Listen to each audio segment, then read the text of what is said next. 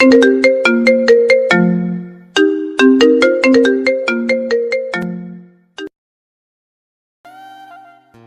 করে আমাকে ছেড়ে দেন। আমার কাছে যা আছে সব নিয়ে যান, তাও আমার কোনো ক্ষতি করেন না। তোমার মতো এমন সুন্দরী মেয়েকে এভাবে টাকা নিয়ে ছেড়ে দেয় কিভাবে বলো? তোমাকে দেখলে তো যে কোনো ছেলে পাগল হয়ে যাবে। আর সেখানে তো আমি একটা খারাপ ছেলে, আর তোমাকে ছেড়ে দিব ভাবলে কিভাবে? আপনার হাত জোর করে বলছি, আমার সর্বনাশ করবেন না। আপনার যত টাকা লাগে আমাকে বলেন, আমি দিয়ে দিব, কিন্তু আমার ক্ষতি করেন না। আদিবা আদিত্যর কাছে হাত জোর করতে লাগলো আর কান্না করতে লাগলো।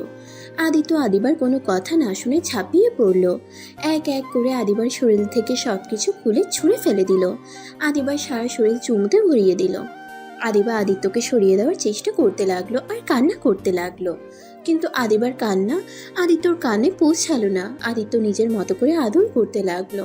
আদর করা শেষ করে আদিত্য আদিবার ব্যাগ থেকে টাকা সাথে আদিবার গলার থেকে চেন টান দিয়ে নিয়ে নেয়। তারপর আদিত্য দৌড়ে আদিবাকে রেখে পালিয়ে গেল। আদিবা জোরে জোরে কান্না করতে লাগলো। হঠাৎ করে আদিবা কারো ডাকাডাকিতে চোখ খুলে দেখে ওর আম্মু বলে উঠল, আদিবা, এই আদিবা, আবার কান্না করছিস? আদিবা খাট থেকে উঠে শক্ত করে জড়িয়ে ধরলো ওর আম্মুকে। ওর আম্মু পিঠে হাত বুলিয়ে দিতে দিতে বলল, মা, আমার কান্না করিস না।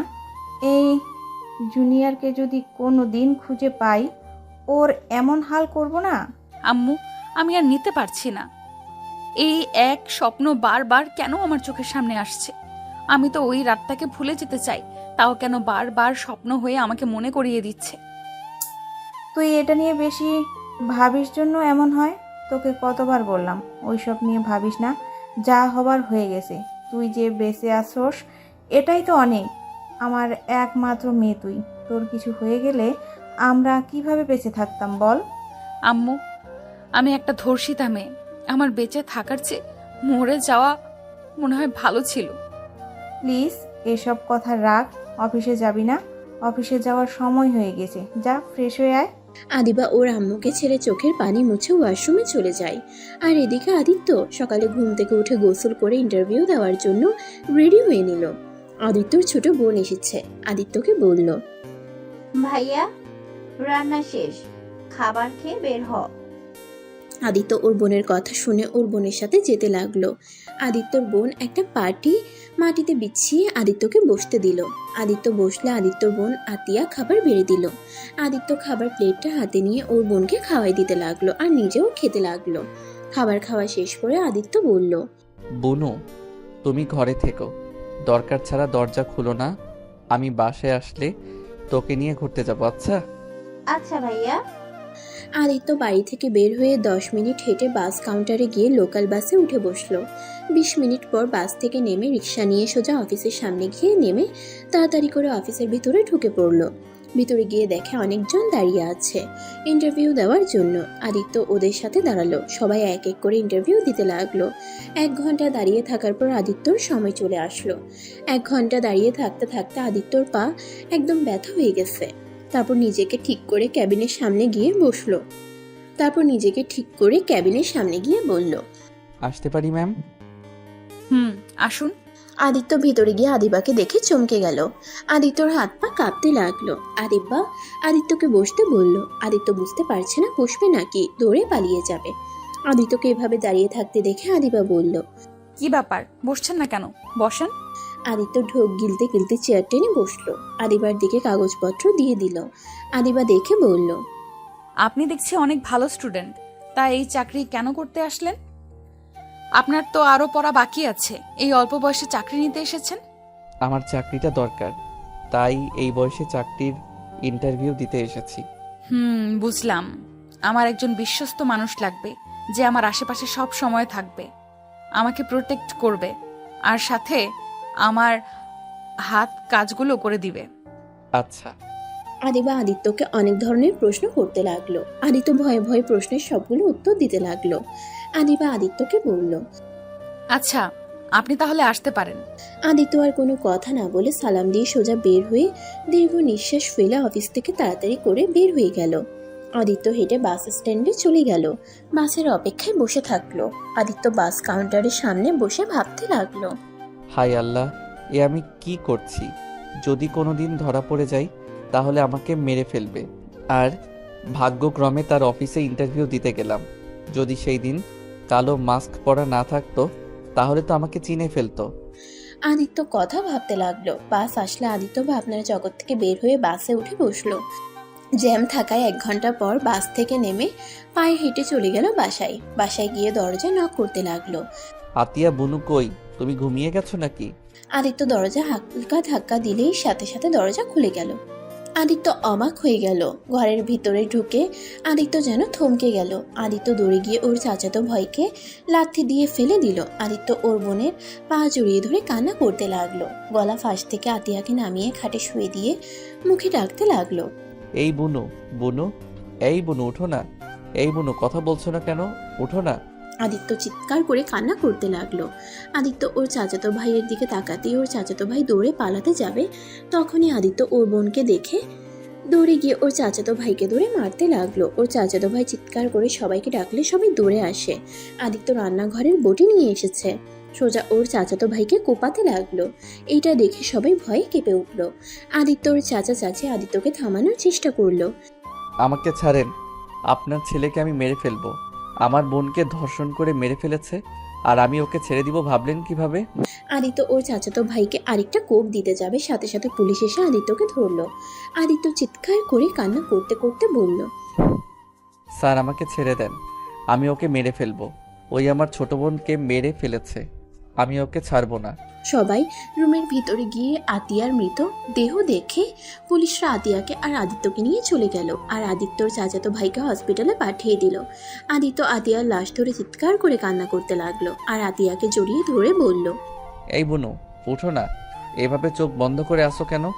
বুনু, চোখ খুলো দয়া করে। আমাকে ছেড়ে চলে যেতে পারো না? আদিত্য চিৎকার করে কান্না করতে লাগলো। 5 বছর পর আদিত্য জেল থেকে বের হয়ে চারিদিকে চোখ বুলিয়ে দেখতে লাগলো। আদিত্য সারা মুখে দাড়ি দিয়ে ভরে গেছে। আদিত্যকে চেনা যাচ্ছে না। আদিত্য জেলখানা থেকে সোজা বাড়িতে চলে গেল। বাড়িতে গিয়ে দেখে ঘরের টিলাগুলো ঝোল ধরে গেছে, সারা বাড়ি জঙ্গল দিয়ে ভরে গেছে। আদিত্যকে দেখতে সবাই এসেছে। সবাই আদিত্যকে দেখে নানা ধরনের কথা বলতে লাগলো। আদিত্য দরজা খুলে ভিতরে ঢুকে দেখে মাকড়সার জাল দিয়ে রুম ঢেকে গেছে। আদিত্য মাকড়সার জালগুলো সরিয়ে আতিয়ার ছবিটা আলমারি থেকে বের করে হু হু করে কেঁদে উঠলো, আর বলতে লাগলো, আমার জন্য আজ তোমাকে হারিয়ে ফেললাম।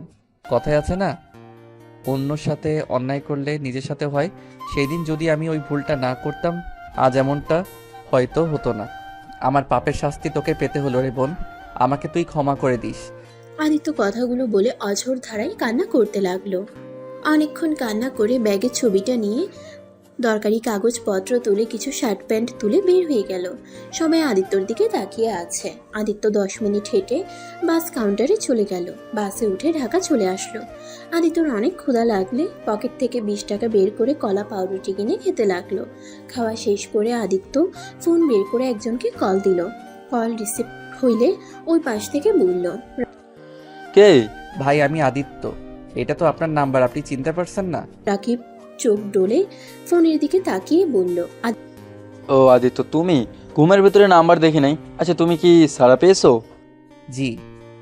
তুমি এখন কোথায় আছো? জি, আমি বাস কাউন্টার থেকে নেমেছি, একটা দোকানে বসে আছি। আচ্ছা, তুমি বাস কাউন্টারের আশেপাশে থাকো, আমি মানুষ পাঠিয়ে দিচ্ছি। আচ্ছা ভাইয়া। আদিত্য বাস কাউন্টারের সামনে গিয়ে বসলো। অনেকক্ষণ অপেক্ষা করার পর আদিত্যকে কল দিলে আদিত্য রিসিভ করলে 2 জন লোক এসে আদিত্যকে নিয়ে গেল। আদিত্যকে একটা বিশাল বড় বাড়ির সামনে নিয়ে গিয়ে গাড়ি থেকে নামিয়ে দিল। আদিত্য গেট দিয়ে ঢুকে রাকিবকে কল দিলে রাকিব রিসিভ করে বলল, সদর দরজার কাছে আসো। আপনি কোথায়? আমি বসার ঘরে আছি, তুমি আসো। আদিত্য কলটা কেটে সদর দরজার কাছে গিয়ে কলিং বেল চাপ দিতেই দরজা খুলে গেল। আদিত্যকে দেখে মেয়েটা ভিতরে নিয়ে গেল। ভিতরে যেয়ে রাকিব এসে হ্যান্ডশেক করলো। আদিত্যকে নিয়ে বসার ঘরে গেল। আদিত্যকে রাকিব ওর আব্বু আম্মুর সাথে পরিচয় করিয়ে দিতে যাবে। আদিত্য চমকে উঠল। আদিত্য কিছু বলার আগে রাকিবের আম্মু রাহেলা বেগম বলল, তুমি আমার ছেলেকে জেলের ভিতর অনেক যত্ন রেখেছিলে। তোমার কথা অনেক শুনেছি। তোমাকে কি বলে যে ধন্যবাদ দেব? তোমার সব ঘটনা শুনছি। সত্যি তোমার সাথে খুব খারাপ হয়েছে। আজ থেকে তুমি আমার এখানে থাকবে, আর নিজেকে এখনই একা ভাববো না। আজ থেকে আমরা তোমার আপনজন। রাহেলা বেগমের কথা শুনে আদিত্যর চোখ দিয়ে কয়েক ফোঁটা পানি বের হইলে চোখ মুছে বলল, আপনাকে কিভাবে যে ধন্যবাদ দিব আমি ভাষা খুঁজে পাচ্ছি না। রাকিব ভাইয়ার থেকে শুনেছিলাম আপনাদের কথা। আসলে আপনারা অনেক ভালো মানুষ। আচ্ছা রাকিব, তুমি যাও, আদিত্যকে রুম দেখিয়ে দাও। আচ্ছা আম্মু। আদিত্য রাকিবের সাথে যেতে লাগলো। আদিত্য পিছন মুড়ে আরেকবার রাহেলা বেগম আর সাইফুল চৌধুরীকে দেখতে লাগলো। আদিত্যকে রুমে নিয়ে গেল। রাকিব বলল, রুম তোমার পছন্দ হয়েছে? ভাইয়া আপনাকে যে কিভাবে ধন্যবাদ দিব আমি ভাষা খুঁজে পাচ্ছি না। আপনি আমাকে নিজের বাড়িতে থাকতে দিচ্ছেন। ভাইয়া আমাকে কি এত বিশ্বাস করা ঠিক হচ্ছে? দেখ আদিত্য, আমার তোমাকে অনেক ভালো লেগেছে। আমি তোমায় বলেছিলাম তুমি আমার ছোট ভাই, তোমাকে আমি ছোট ভাইয়ের মতোই ভালোবাসি। আমি তোমার সাথে 2 বছর থাকছি। আমি এই 2 বছরে তোমাকে যতটা চিনেছি, তুমি মানুষটা অসাধারণ। শোনো, ফ্রেশ হয়ে নাও, বাইরে বের হবো। তোমার মুখের কি অবস্থা হয়েছে? চুল কাটতে হবে, দাড়ি কাটতে হবে, পোশাক কিনতে হবে। একদম পাগল পাগল দেখা যাচ্ছে তোমায়। ভাইয়া আমার জন্য এত খরচ করতে হবে না। আপনি আমাকে থাকতে দিয়েছেন, এটাই আমার জন্য যথেষ্ট। আমাকে একটু একটা কাজ দিলে আর কিছু চাই না। এত কথা বলো না। 2 বছরে বুঝে গেছো আমার রাগ উঠে যায়, যার কারণে 2 বছর জেলও খাটতে হয়েছে। রাগে বসে নিজের গার্লফ্রেন্ডকে মেরে ফেলতে নিয়েছিলাম, আর তুমিও আবার রাগ তুলো না। আর আমি যা করি তাই চুপচাপ দেখে যাও। ভাইয়া এত রাগ কিন্তু ভালো না। আর আপনি তো আপুকে অনেক ভালোবাসেন, কেন যে মাথা গরম করে তাকে হারিয়ে ফেললেন? ভাইয়া আপুর কোনো খোঁজ পাইছেন? ওই লন্ডন থেকে দেশে আসবে 2 দিন পর। আপুর সাথে দেখা করবেন না? আপুকে ছাড়া কিভাবে থাকবেন? আপুকে বোঝানো লাগবে।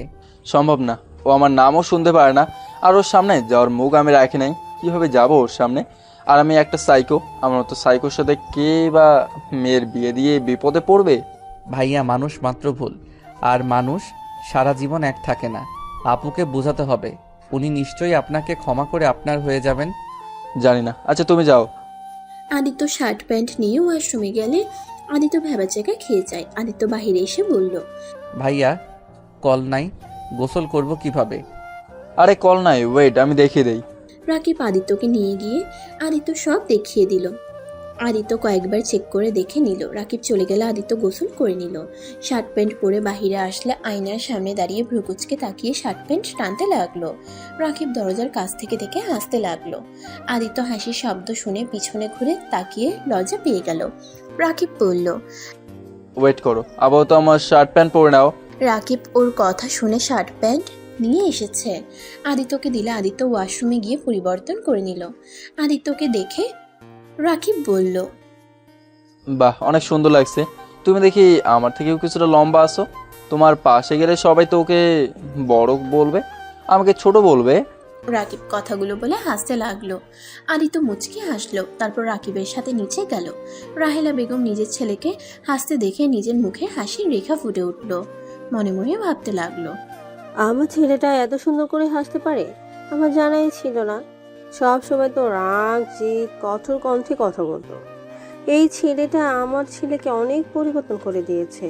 রাহেলা বেগমকে দেখে আদিত্য চুপ হয়ে গেল। রাকিব রাহেলা বেগমকে দেখে বলল, আম্মু দেখো, আদিত্য আমার শর্টও লাগে না, আমার থেকেও বেশি লম্বা। ওর সামনে আমাকে বাচ্চা মনে হচ্ছে, আর এই আমার বড় ভাই মনে হচ্ছে। রাকিব কথাটা বলে হাসতে লাগলো। রাহেলা বেগম হেসে বলল, আদিত্য তোমার বয়সে ছোট, কিন্তু ওর যতটা বুদ্ধি আছে তোমার তাও নাই। তুমি ছোট মানুষের মতো রাগ জিদ করো। আম্মু আমি কিন্তু এখন অনেক ভালো হয়ে গেছি। সরি বাবা, ভুল হয়ে গেছে, মনে ছিল না। আমার কলিজার টুকরাটাই যে ভালো হয়ে গেছে। রাকিব রাহেলা বেগমের কাছে গেলে রাহেলা বেগম রাকিবের কপালে চুমু দিল। আদিত্য রাকিব রাহেলা বেগমের ভালোবাসা দেখে নিজের অজান্তেই চোখে পানি চলে আসলো। আদিত্য পানি মুছে ফেললো। রাকিব রাহেলা বেগমকে ছেড়ে দিয়ে বলল, আম্মু আদিত্যকে নিয়ে বের হচ্ছি। খাবার খাওয়া নিয়ে যাও, আদিত্য নিশ্চয়ই ক্ষুধা লাগছে। আমি রেস্টুরেন্টে থেকে খাওয়া দাওয়া দিব। আদিত্য চলো আমার সাথে। রাকিবের সাথে আদিত্য যেতে লাগলো। আদিত্যকে নিয়ে সোজা সেলুনে চলে গেল। চুল দাড়ির সাথে ফেসিয়াল করলো। সব করা শেষ হইলে রাকিব আদিত্যকে দেখে অবাক হয়ে বলল, মাশাআল্লাহ, ছোট ভাই তোমাকে তো একদম হিরোদের মতো লাগছে। তোমাকে দেখে আমার হিংসা হচ্ছে। ভাইয়া মজা করেন না, আপনি আমার থেকে দ্বিগুণ হ্যান্ডসাম। হয়েছে, চলো এবার রেস্টুরেন্টে যাব। খাবার খেয়ে তোমার জন্য পোশাক কিনে বাসায় যাব। আদিত্য রাকিব সেলুন থেকে বের হয়ে বাইকে উঠে পড়ল। দুজন মিলে রেস্টুরেন্টে চলে গেল। আদিত্য রেস্টুরেন্টে দেখে অবাক হয়ে গেল। দুজন একটা টেবিলের সামনে বসলো। আদিত্য রাকিবকে বলল, জানেন ভাইয়া, আমার ছোট বোনের অনেক স্বপ্ন ছিল এমন একটা রেস্টুরেন্টে এসেছে খাবার খাবে। আমি শুধু ওকে বলতাম আমি যখন জব পাবো তখন তোমাকে নিয়ে যাব, কিন্তু আজ দেখেন আমার বোনটা আর আমার সাথে নাই, কবরে ঘুমিয়ে আছে আর আমার কাছে কোনো কিছু বায়না করে না। আদিত্য কথাগুলো বলতে বলতে চোখের পানি ফেলতে লাগলো। রাকিব আদিত্যের হাতের উপরে হাত রেখে বলল, কান্না করো না, ওর জন্য দোয়া করো, এই জন্য কবরে ভালো থাকতে পারে। কান্না করলে ও অনেক কষ্ট পাবে। আদিত্য হাতের উল্টো পিঠ দিয়ে চোখ মুছতে মুছতে বলল, হ্যাঁ, আমি আর কান্না করব না আমার জন্য, আর আমার বুনু কষ্ট পাক। আদিত্য নিজেকে অনেক কষ্টে সামলিয়ে নিল। রাকিব আদিত্যের দিকে ম্যানিউ কার্ড এগিয়ে দিল। আদিত্য বলল, ভাইয়া আপনি যা খাবেন তাই খাবো। রাকিব অর্ডার দিতে লাগলো। অনেকক্ষণ পর অর্ডারে সব খাবার চলে আসলো। আদিত্য হাত দিয়ে খেতে গেলে রাকিব আদিত্যকে শিখিয়ে দিতে লাগলো। আদিত্য খেতে গিয়ে বারবার খাবার ফেলে দিচ্ছিল। রাকিব হাত দিয়ে খেতে লাগলো। আদিত্য হেসে চামচ রেখে দিয়ে হাত দিয়ে খেতে লাগলো আর বলল, জানেন ভাইয়া, হাত দিয়ে খাবার যে কি শান্তির, সেটাতে চামচ দিয়ে কেউ অতটা মজা পাওয়া যায় না।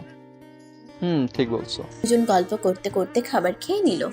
খাওয়া শেষ করে রাকিব বিল দিয়ে দিল। দুজন রেস্টুরেন্ট থেকে বের হয়ে বাইক নিয়ে সোজা শপিং মলে চলে গেল। আদিত্যকে শপিং করে দিল। আদিত্য শপিং মল ঘুরে ঘুরে দেখতে লাগলো। হঠাৎ করে আদিত্য কারোর সাথে ধাক্কা খেয়ে পড়ে যায়। আদিত্য উঠে মেয়েটাকে সরি বলবে, তার আগেই মেয়েটা ঠাস ঠাস করে থাপ্পড় মারলো। এই ছেলে, চোখে দেখো না, সরি আপু। বেয়াদব ছেলে কোথাকার। আবার আদিত্যকে মারতে যাবে তখনই রাকিব এসে রূপার হাত ধরে বলল, ওই বলছে তো সরি, তাই না? আবার মারতে যাচ্ছ কেন? রূপা রাকিবকে দেখে অবাক হয়ে গিয়ে সাথে সাথে হাত ছাড়িয়ে নিয়ে চলে যেতে লাগলো। আদিত্য অবাক হয়ে গেল। আদিত্য রাকিবকে বলল, ভাইয়া ওনাকে চেনেন নাকি? আপনাকে কিছু না বলে চলে গেল। ওইটাই তোমার আপু? আপু মানে রূপা আপু? কিন্তু উনি না 2 দিন পর লন্ডন থেকে আসবে। জানি না, আমার এক ফ্রেন্ড তো তাই বলছিল। আপুকে ডাক দেয়। আদিত্য রূপাকে ডাক দিয়ে দৌড়ে গেল। রাকিব আদিত্যর পিছন পিছন যেতে লাগলো আর বলতে লাগলো, আদিত্য দাঁড়াও। আপুকে আগে আটকিয়ে নেয়, তারপর দাঁড়াবো। আদিত্য রাকিবের কথা না শুনে শপিং মল থেকে বের হয়ে দেখে রূপা গাড়িতে উঠবে। সাথে সাথে আদিত্য হাঁপাতে হাঁপাতে বলল, আপু, আমার আপনার সাথে কথা আছে। কি কথা? একটু আমাকে বলতে দেন। আদিত্য, এভাবে কেউ দৌড়ায়? ভাইয়া ওয়েট করেন, নিঃশ্বাস ফেলতে দেন তো।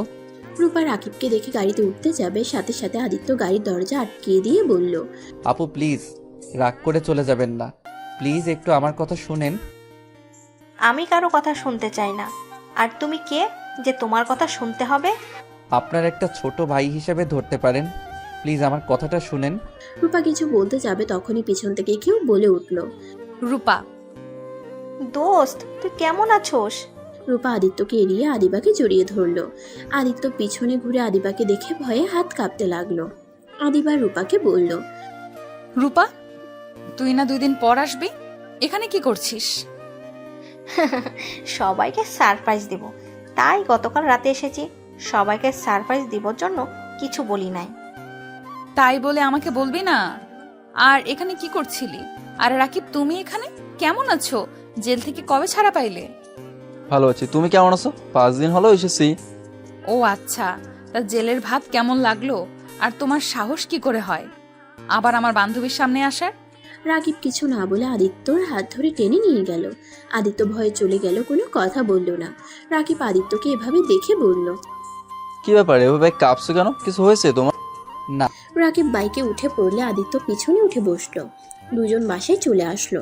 আদিত্য রুমে এসে খাটে বসে ভাবতে লাগলো।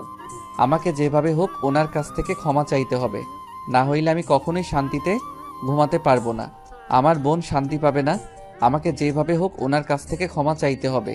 কিভাবে ওনার সাথে যোগাযোগ করব? যেভাবে হোক আমাকে ওনার সাথে কথা বলতে হবে, আর ওনার চেনটা ফিরিয়ে দিতে হবে। আদিত্য কথাগুলো ভাবছিল। রাকিব নিজের রুমে গিয়ে রূপার কথা ভেবে চোখ বেয়ে পানি ছড়াতে লাগলো। 8টার দিকে আদিত্য রাকিবের রুমে আসলে রাকিবের রুম অন্ধকার হয়ে আছে। আদিত্য লাইট চালিয়ে দিল। রাকিব উপর হয়ে শুয়ে আছে। আদিত্য রাকিবকে আস্তে আস্তে ডাকতে লাগলো। রাকিব ঘুম ঘুম চোখে খাটে বসে বলল, কিছু বলবেন? ভাইয়া, আপনি কি কান্না করছেন? ভাইয়া, কান্না না করে আপুকে বোঝানোর চেষ্টা করলে তো পারেন। আর আপু যদি আপনাকে সত্যিই ভালোবেসে থাকে, আমার বিশ্বাস লাস্টবারের মতো আপনাকে উনি ক্ষমা করে দিবে। আমি কোন মুখে ওর সামনে যাব? আমি ওকে গলার টেপে মেরে ফেলতে চাইছিলাম শুধুমাত্র অন্যজনের কথায় ওকে ভুল বুঝে। আমি কেমন ভালোবাসলাম ওকে যে আমি ওকে বিশ্বাস করতে পারলাম না, অন্য কারো কথায় ওকেও অবিশ্বাস করলাম। ভাইয়া, আপনি অন্যায় করছেন। আপনি তো 2 বছর জেলও খাটলেন। আপনার আম্মু আব্বু বা কেউ আপনার খোঁজ খবরও নেয় নাই, আপনাকে শাস্তি দিয়েছে। আপনি তো এখন আগের মতো নাই, অনেকটা ভালো হয়ে গেছেন। এ আমাকে কখনোই ক্ষমা করবে না, ও আমাকে সহ্য করতে পারছে না। আচ্ছা ভাইয়া, নতুন করে আপুকে পটালে কেমন হয়? মানে? আদিত্য রাকিবকে কিছু প্ল্যান বলল। রাকিব শুনে ভ্রুকুচকে বলল, মুখে জুতা ছুঁড়ে মারবে। আরে, তাই তো করতে পারেন। আচ্ছা। আচ্ছা ভাইয়া, একটা কথা বলার ছিল। বলো। আপুর সাথে যে একটা মেয়ে দেখলাম, উনিকে আপনি কি চিনেন? চিনি। আমার আব্বুর আর রূপার আব্বুর বন্ধুর মেয়ে, আর রূপার বেস্ট ফ্রেন্ড। ও আচ্ছা, ওনার কি বিয়ে হয়ে গেছে? না, বিয়ে ঠিক হয়েছিল, কিন্তু আদিবা ধর্ষণের শিকার হয়েছিল, যার কারণে যার সাথে বিয়ে ঠিক হয় তারা বিয়ে ভেঙে দিয়ে চলে যায়। আর ধর্ষিতা মেয়েকে কেউ বিয়ে করতে চায় না। বিয়ে করতে চাইলে ওদের সম্পদের লোভে বিয়ে করতে আসে। এটা তো ভালো করে জানো। ধর্ষিতা মেয়েদের জীবন কতটা কঠিন হয়ে দাঁড়ায় সমাজের মানুষদের জন্য। আর শুনছি ওর নাকি বিয়ে ঠিক হয়েছে, 4 দিন পর মনে হয় বিয়ে। আমাদের দাওয়াত দিয়েছে, বাট আমি যাব না। আব্বু আম্মু যাবে। কেন যাবেন না? শুনেন, এইটাই ভালো সময়। রূপা আপু তো অবশ্যই ওনার বিয়েতে যাবে, তখন ওনাকে কাছে পাবে, ওনাকে ইমপ্রেস করতে সুবিধা হবে। তাই তো, কতটা খারাপ বলো না? এই সুযোগ কাজে লাগাতে হবে। এখন মন খারাপ না করে হাসেন। আচ্ছা তুমি বসো, আমি ওয়াশরুম থেকে আসছি। রাকিব ওয়াশরুমে চলে গেল। আদিত্য নিজের উপরে অনেক রাগ হতে লাগলো। মনে মনে ভাবতে লাগলো, আল্লাহ জানে আমার জন্য ওনাকে কত কি সহ্য করতে হয়েছে। দর্শিতা মেয়েদের জীবনটা একদম সমাজের মানুষ নরক বানিয়ে ফেলে। এই আল্লাহ, আমি আর পারছি না। কিছু মিনিটের সুখের জন্য একটা লাইফ বরবাদ করে ফেলছি। আমি কিভাবে ওনার থেকে ক্ষমা চাইবো? কোন মুখ নিয়ে ওনার সামনে দাঁড়াবো? আদিত্য কথাগুলো ভাবতে লাগলো। আর রাকিব ওয়াশরুম থেকে ফ্রেশ হয়ে বের হয়ে আদিত্যকে বলল, চলো ছাদে যাই, রাতে ভিউটাই অনেক সুন্দর লাগে। আচ্ছা চলেন। আদিত্য রাকিবের সাথে ছাদে চলে গেল। ছাদে গিয়ে দুজন দোলনায় বসে থেকে আকাশের দিকে তাকিয়ে দেখতে লাগলো। আদিত্য রাকিবকে ডাকতে দিলে আদিত্য আর রাকিব নিজে চলে গেল। 4 জন খাবার খেতে বসলো। আদিত্য খাবার খাচ্ছিল আর মাঝে মাঝে রাহেলা বেগম আর সাইফুল চৌধুরীর দিকে তাকিয়ে দেখতে লাগলো। বিষয়টা রাহেলা বেগমের চোখে পড়লো। রাহেলা বেগম খাবার মুখে দিতে দিতে বলল, আজ তো কিছু লাগবে? যা লাগে নিয়ে খাও। না আন্টি, কিছু লাগবে না। 4 জন খাবার খাওয়া শেষ করে বসার ঘরে গিয়ে বসে গল্প করতে লাগলো। কথা বলার মাঝখানে আদিত্য বলে উঠল, আচ্ছা, রাকিব ভাইয়া কি একাই? তার কোনো ভাই বোন নাই? আদিত্যর কথা শুনে রাহেলা বেগম সাইফুল চৌধুরী থমকে গেল। রাহেলা বেগমের মুখ মলিন হয়ে গেল। আদিত্য তাদের মুখ দেখে বলল, আঙ্কেল আন্টি, আমি কোনো ভুল করে প্রশ্ন করে ফেললাম, তাহলে সরি, আমাকে ক্ষমা করে দেন। আরে না, কোনো ভুল প্রশ্ন করো নাই। আমার 2টাই সন্তান। আরেকজন কোথায়? জানি না। মানে? আমার ছোট সন্তান কোথায় আছে আমরা কেউ জানি না। বেঁচে আছে নাকি মারা গেছে কিছুই জানি না। কথাটা বলে রাহেলা বেগমের চোখ পানিতে টলমল করতে লাগলো। রাকিব রাহেলা বেগমের দিকে তাকিয়ে বলল, আম্মু আবার কান্না করছো? আমি তো আসি নাকি? এভাবে কান্না করলে আমার ভালো লাগে না কিন্তু। রাকিবের কথা শুনে চোখ মুছে ফেলল। আমি আর কাটবো না, তোমরা খাবার খাও। রাহেলা বেগম আর কিছু না খেয়ে উঠে চলে গেল। আদিত্য মাথা নিচু করে বলল, সরি, আমার জন্য আন্টি না খেয়ে চলে গেল। আরে তেমন কিছু না, আম্মু মাঝে মাঝেই এমন করে। আমার ছোট ভাই হারিয়ে যাওয়ার পর থেকে এমন করে, অনেকবার খাবার ছেড়ে উঠে গেছে। আচ্ছা ভাইয়া, আপনার ছোট ভাই হারিয়ে গেল কিভাবে? 2004 সালে আম্মু আমাকে আর ছোট ভাইকে রাফিনকে নিয়ে পার্কে গেছিল। আমি আইসক্রিমের বায়নাতে হলে আম্মু আমার জন্য আইসক্রিম কিনতে চলে যায়। আর আমি আর আমার ছোট ভাই খেলা করছিলাম। হঠাৎ করে আমি প্রজাপতি দেখে প্রজাপতির পেছন পেছন চলে যাই। আমি রাস্তায় পৌঁছে গেলে অ্যাক্সিডেন্ট হতে যাবে, তার আগে আম্মু দৌড়ে আমার কাছে যায়, আমাকে কোলে তুলে নিয়ে এসেছে। দেখে আমার ছোট ভাই যেখানে রেখে গেছিলাম ওইখানে নাই। শুধু আমার ছোট ভাই না, ওইখানে আরও ছোট 3টা বাচ্চা ছিল। ওদের কেউ খুঁজে পায় না। আজ 20 বছর হয়ে গেল, কাউকে এখন পর্যন্ত পাওয়া যায় নাই। রাকিব কথাগুলো বলে এক পর্যায়ে কান্না করে দিল আর বলতে লাগলো,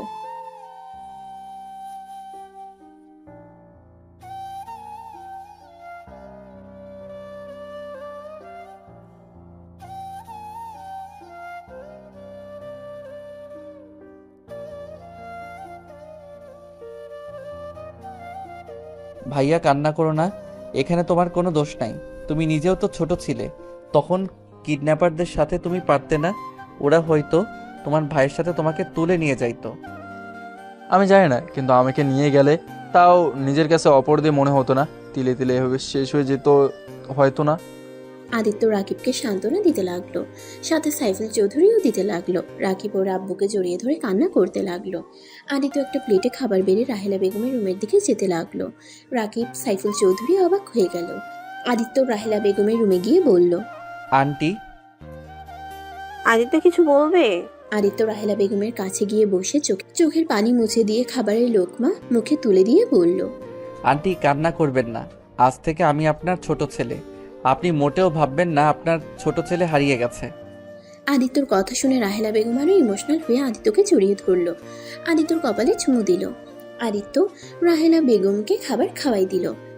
দুইজনের ভিতরে ভালো একটা সম্পর্ক হয়ে গেল। 4 দিন পর ভাইয়া উঠেন, আম্মু আব্বু ডাকছে। তাড়াতাড়ি উঠে বিয়ে বাড়িতে যেতে হবে তো। আমাকে ঘুমাতে দাও, পরে যাব, এখন যাব না। ভাইয়া আমাদের কাজ কি ভুলে গেছেন? রূপা আপুকে ইমপ্রেস করতে হবে তো। আদিত্যর কথা শুনে রাকিব লাফ দিয়ে উঠে তাড়াতাড়ি করে ফ্রেশ হতে চলে গেল। রাকিব তাড়াতাড়ি করে রেডি হয়ে নিল। রাকিব আদিত্য একসাথে নিচে গেলে রাহেলা বেগম বলল, মাশাল্লাহ, আমার ছেলে দুইটাকে পাঞ্জাবিতে অনেক সুন্দর লাগছে, কারো নজর না লাগে। রাহেলার কথা শুনে 4 জন হেসে উঠল। তারপর বাসা থেকে বের হয়ে গাড়িতে উঠে পড়ল। 20 মিনিট বিয়ে রিসেপশন চলে গেল। সবাই নাচ গান করছে। আদিত্য রাকিব রূপাকে খুঁজতে লাগলো। খুঁজতে খুঁজতে রূপাকে ছাদে পেল। রাকিব আদিত্যকে সামনে এগিয়ে দিলে আদিত্য রূপার কাছে গিয়ে বলল, আসসালামু আলাইকুম আপু, কেমন আছেন? রূপা কারো কণ্ঠ পেয়ে পিছনে ঘুরে তাকিয়ে দেখে আদিত্য। রূপা আদিত্যকে বলল, ওয়ালাইকুম সালাম, তুমি এখানে কি করছো? জি আপু, আমি ভাইয়াদের সাথে এসেছি। ভাইয়া, রাকিব তোমার কেমন ভাই? কলিজার ভাই। যাই হোক, ওইসব বাদ দেন। যেটা বলার ছিল আপু, ভাইয়া আপনাকে অনেক ভালোবাসে। প্লিজ আপু, ভাইয়াকে ক্ষমা করে দাও, একটা সুযোগ দেন। ভাইয়া নিজেকে অনেক পরিবর্তন করছে। ব্যাস, আর একটা কথা বলো না, এখান থেকে চলে যাও, না হলে খুব খারাপ হয়ে যাবে। আপু প্লিজ, দয়া করে ভাইয়াকে ক্ষমা করে দেন। আদিত্যর কথা শুনে রূপা রেগে সোজা আদিত্যর গালে ঠাস ঠাস করে থাপ্পড় মারলে রাকিব আদিত্যর পেছন থেকে বের হয়ে রাগের লোক নিয়ে কিছু বলতে যাবে, সাথে সাথে আদিত্য রাকিবের হাত ধরে বলল, আপু আমাকে মারেন, সমস্যা নাই, আমার ভাইয়াকে দয়া করে ক্ষমা করে দেন। ভাইয়া তো নিজের ভুল বুঝতে পারছে, 2 বছর জেল খাটছে। তারপর কি আপনার মনে হয় ভাইয়ার শাস্তি কম হয়ে গেছে? দেখেন, আপনার যদি ভাইয়ার উপরে রাগ থাকে তাহলে ভাইয়ার উপরে রাগ খাটান, দরকার পড়লে শাস্তি দেন। তাই বলে আপনি ভাইয়াকে এড়িয়ে যাবেন না, কথা বলেন অন্তত। আপনি তো ভাইয়াকে ভালোবাসেন, ভালোবাসার মানুষটাকে কি লাস্টবারের মতো ক্ষমা করা যায় না? আদিত্যর কথা শুনে রূপা কিছু বলতে যাবে, তার আগেই নিচ থেকে চিল্লাপাল্লার আওয়াজ আসলে 3 জন দৌড়ে নিচে নেমে গেল। নিচে গিয়ে দেখে আদিবা আত্মহত্যা করতে চলে গেছে। সবাই আদিবার রুমের দরজা ধাক্কাতে লাগলো। দরজা খুলছে না দেখে আদিত্য পাশের রুমের দরজা খুলে ব্যালকনি দিয়ে আদিবার রুমে ঢুকলো। আদিত্য আদিবার পা ধরে বলল, দয়া করে এমন পাপ কাজ করবেন না, এইটা কখনোই সমাধান হতে পারে না। দয়া করে নেমে আসেন। আমাকে ছেড়ে দেন, আমি বাঁচতে চাই না। আমার বেঁচে থাকার কোনো অধিকার নাই। ধর্ষিতা মেয়ের বেঁচে থাকার কোনো অধিকার নাই। দয়া করে আমাকে ছেড়ে দেন, আমি আর পারছি না। এক এক করে এইভাবে সবাই বিয়ে ভেঙে দিয়ে যাচ্ছে। 1000 জনের 1000 কথা, এত কথা শুনতে আর পারছি না। কারো কথায় কেন কান দিচ্ছেন? আপনি তো আপনার বাবা মায়ের একমাত্র সন্তান। আপনার যদি কিছু হয়ে যায় তাহলে আপনার বাবা মায়ের কি অবস্থা হবে একবার ভেবে দেখেছেন? আপনি তো আত্মহত্যা করে ভাবছেন মুক্তি হয়ে যাবেন, কিন্তু আপনার আব্বু আম্মুর কি হবে? তারা সহ্য করতে পারবে কি? আদিত্য, দরজা খোলো। ভাইয়া, উনি তো দড়ি ছড়াচ্ছেন না, ওনাকে ছেড়ে দিলে তো উনি ঝুলে যাবে। তোমার পায়ের কাছে দেখো টুল আছে, ওইটা খাটের উপরে তুলে আদিবার পায়ের নিচে দাও। আদিত্য রাকিবের কথা শুনে পা দিয়ে টুলটা নিয়ে আসতে লাগলো। আর ওইদিকে আদিবার আব্বু আম্মু কান্নায় ভেঙে পড়তে লাগলো। আর সবাই আদিবাকে নেমে পড়তে বসতে লাগলো। আদিত্য অনেক কষ্টে টুলটা নিয়ে আদিবার পায়ের কাছে দিয়ে দরজা খুলতে যাবে, সাথে সাথে আদিবা পায়ের কাছ থেকে টুল ছড়িয়ে ঝুলে পড়ে। আদিত্য দরজা খুলে দিলে সবাই রুমে ঢুকে পড়ে। আদিবার আব্বু আম্মু আদিবার হাত জড়িয়ে ধরে কান্না করতে লাগলো আর বলতে লাগলো, আদিবা, এমন কাজ করো না। কে কি বলো, ওইটা কানে নিচ্ছ কেন? কে তোমাকে বিয়ে করলো বা করলো না ওইটা দেখার বিষয় না। আদিবা, আমাকে ছেড়ে চলে যাও না। রাকিব রূপা মিলে আদিবাকে নামিয়ে নিল। আদিবা জোরে জোরে কাঁদতে লাগলো। আদিত্যর নিজের উপরে অনেক রাগ হতে লাগলো। আদিত্য সহ্য করতে না পেরে আদিবার কাছে গিয়ে আদিবার হাত শক্ত করে জড়িয়ে ধরে বলল, আমি আপনাকে বিয়ে করতে চাই। আমি আপনাকে কথা দিচ্ছি, এই 5 বছর যতটা কষ্ট সহ্য করছেন আমি আপনাকে সম্পূর্ণ ভালোবাসা দিয়ে সব ভুলিয়ে দেওয়ার চেষ্টা করব। দয়া করে আমাকে একটা সুযোগ দেন আপনাকে ভালোবাসার।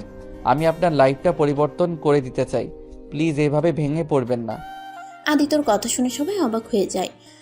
আদিবার আব্বু আম্মু অবাক হয়ে আদিত্যর দিকে তাকালে রাহেলা বেগম বলল, কি?